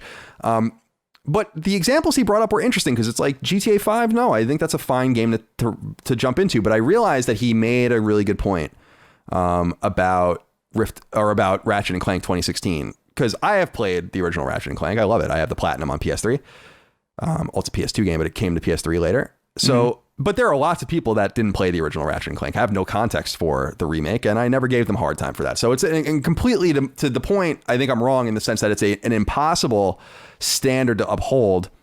I think my Final Fantasy VII thing came from just caring so deeply about the story and being so impressed with how the remake came out that I want people to really see it for what it is. Because you cannot, I will say again, you cannot see it right if you have not played the original. But certainly you can do whatever you want and you can enjoy the remake if you want. But I think that was where my whole thing came from, was because Final Fantasy VII Remake would not have been as good if I didn't play the original. Just I don't even know how it could be. So yeah. Now the other ironic thing that I wanted to bring up, and I was going to bring this up in another way to make fun of myself, and no one else even brought it up, is that apparently apparently Rift Apart is a direct sequel to Into the Nexus, which is the obscure Ratchet and Clank PS3 game, or I think it even came out after PS4 came out. It might have came out in 2014. So I haven't even played that. So I'm telling people that I'm upset that they're going to play Into the Next or Rift Apart without having played the original Ratchet, but the game to which it is really a sequel I have not even played. So there's still time. So there you go. There is still time. Yeah, you could correct that if you want. I will. So there are a few Ratchet games that I want to play. Deadlocked was ported to PS3 and I'd like to play that.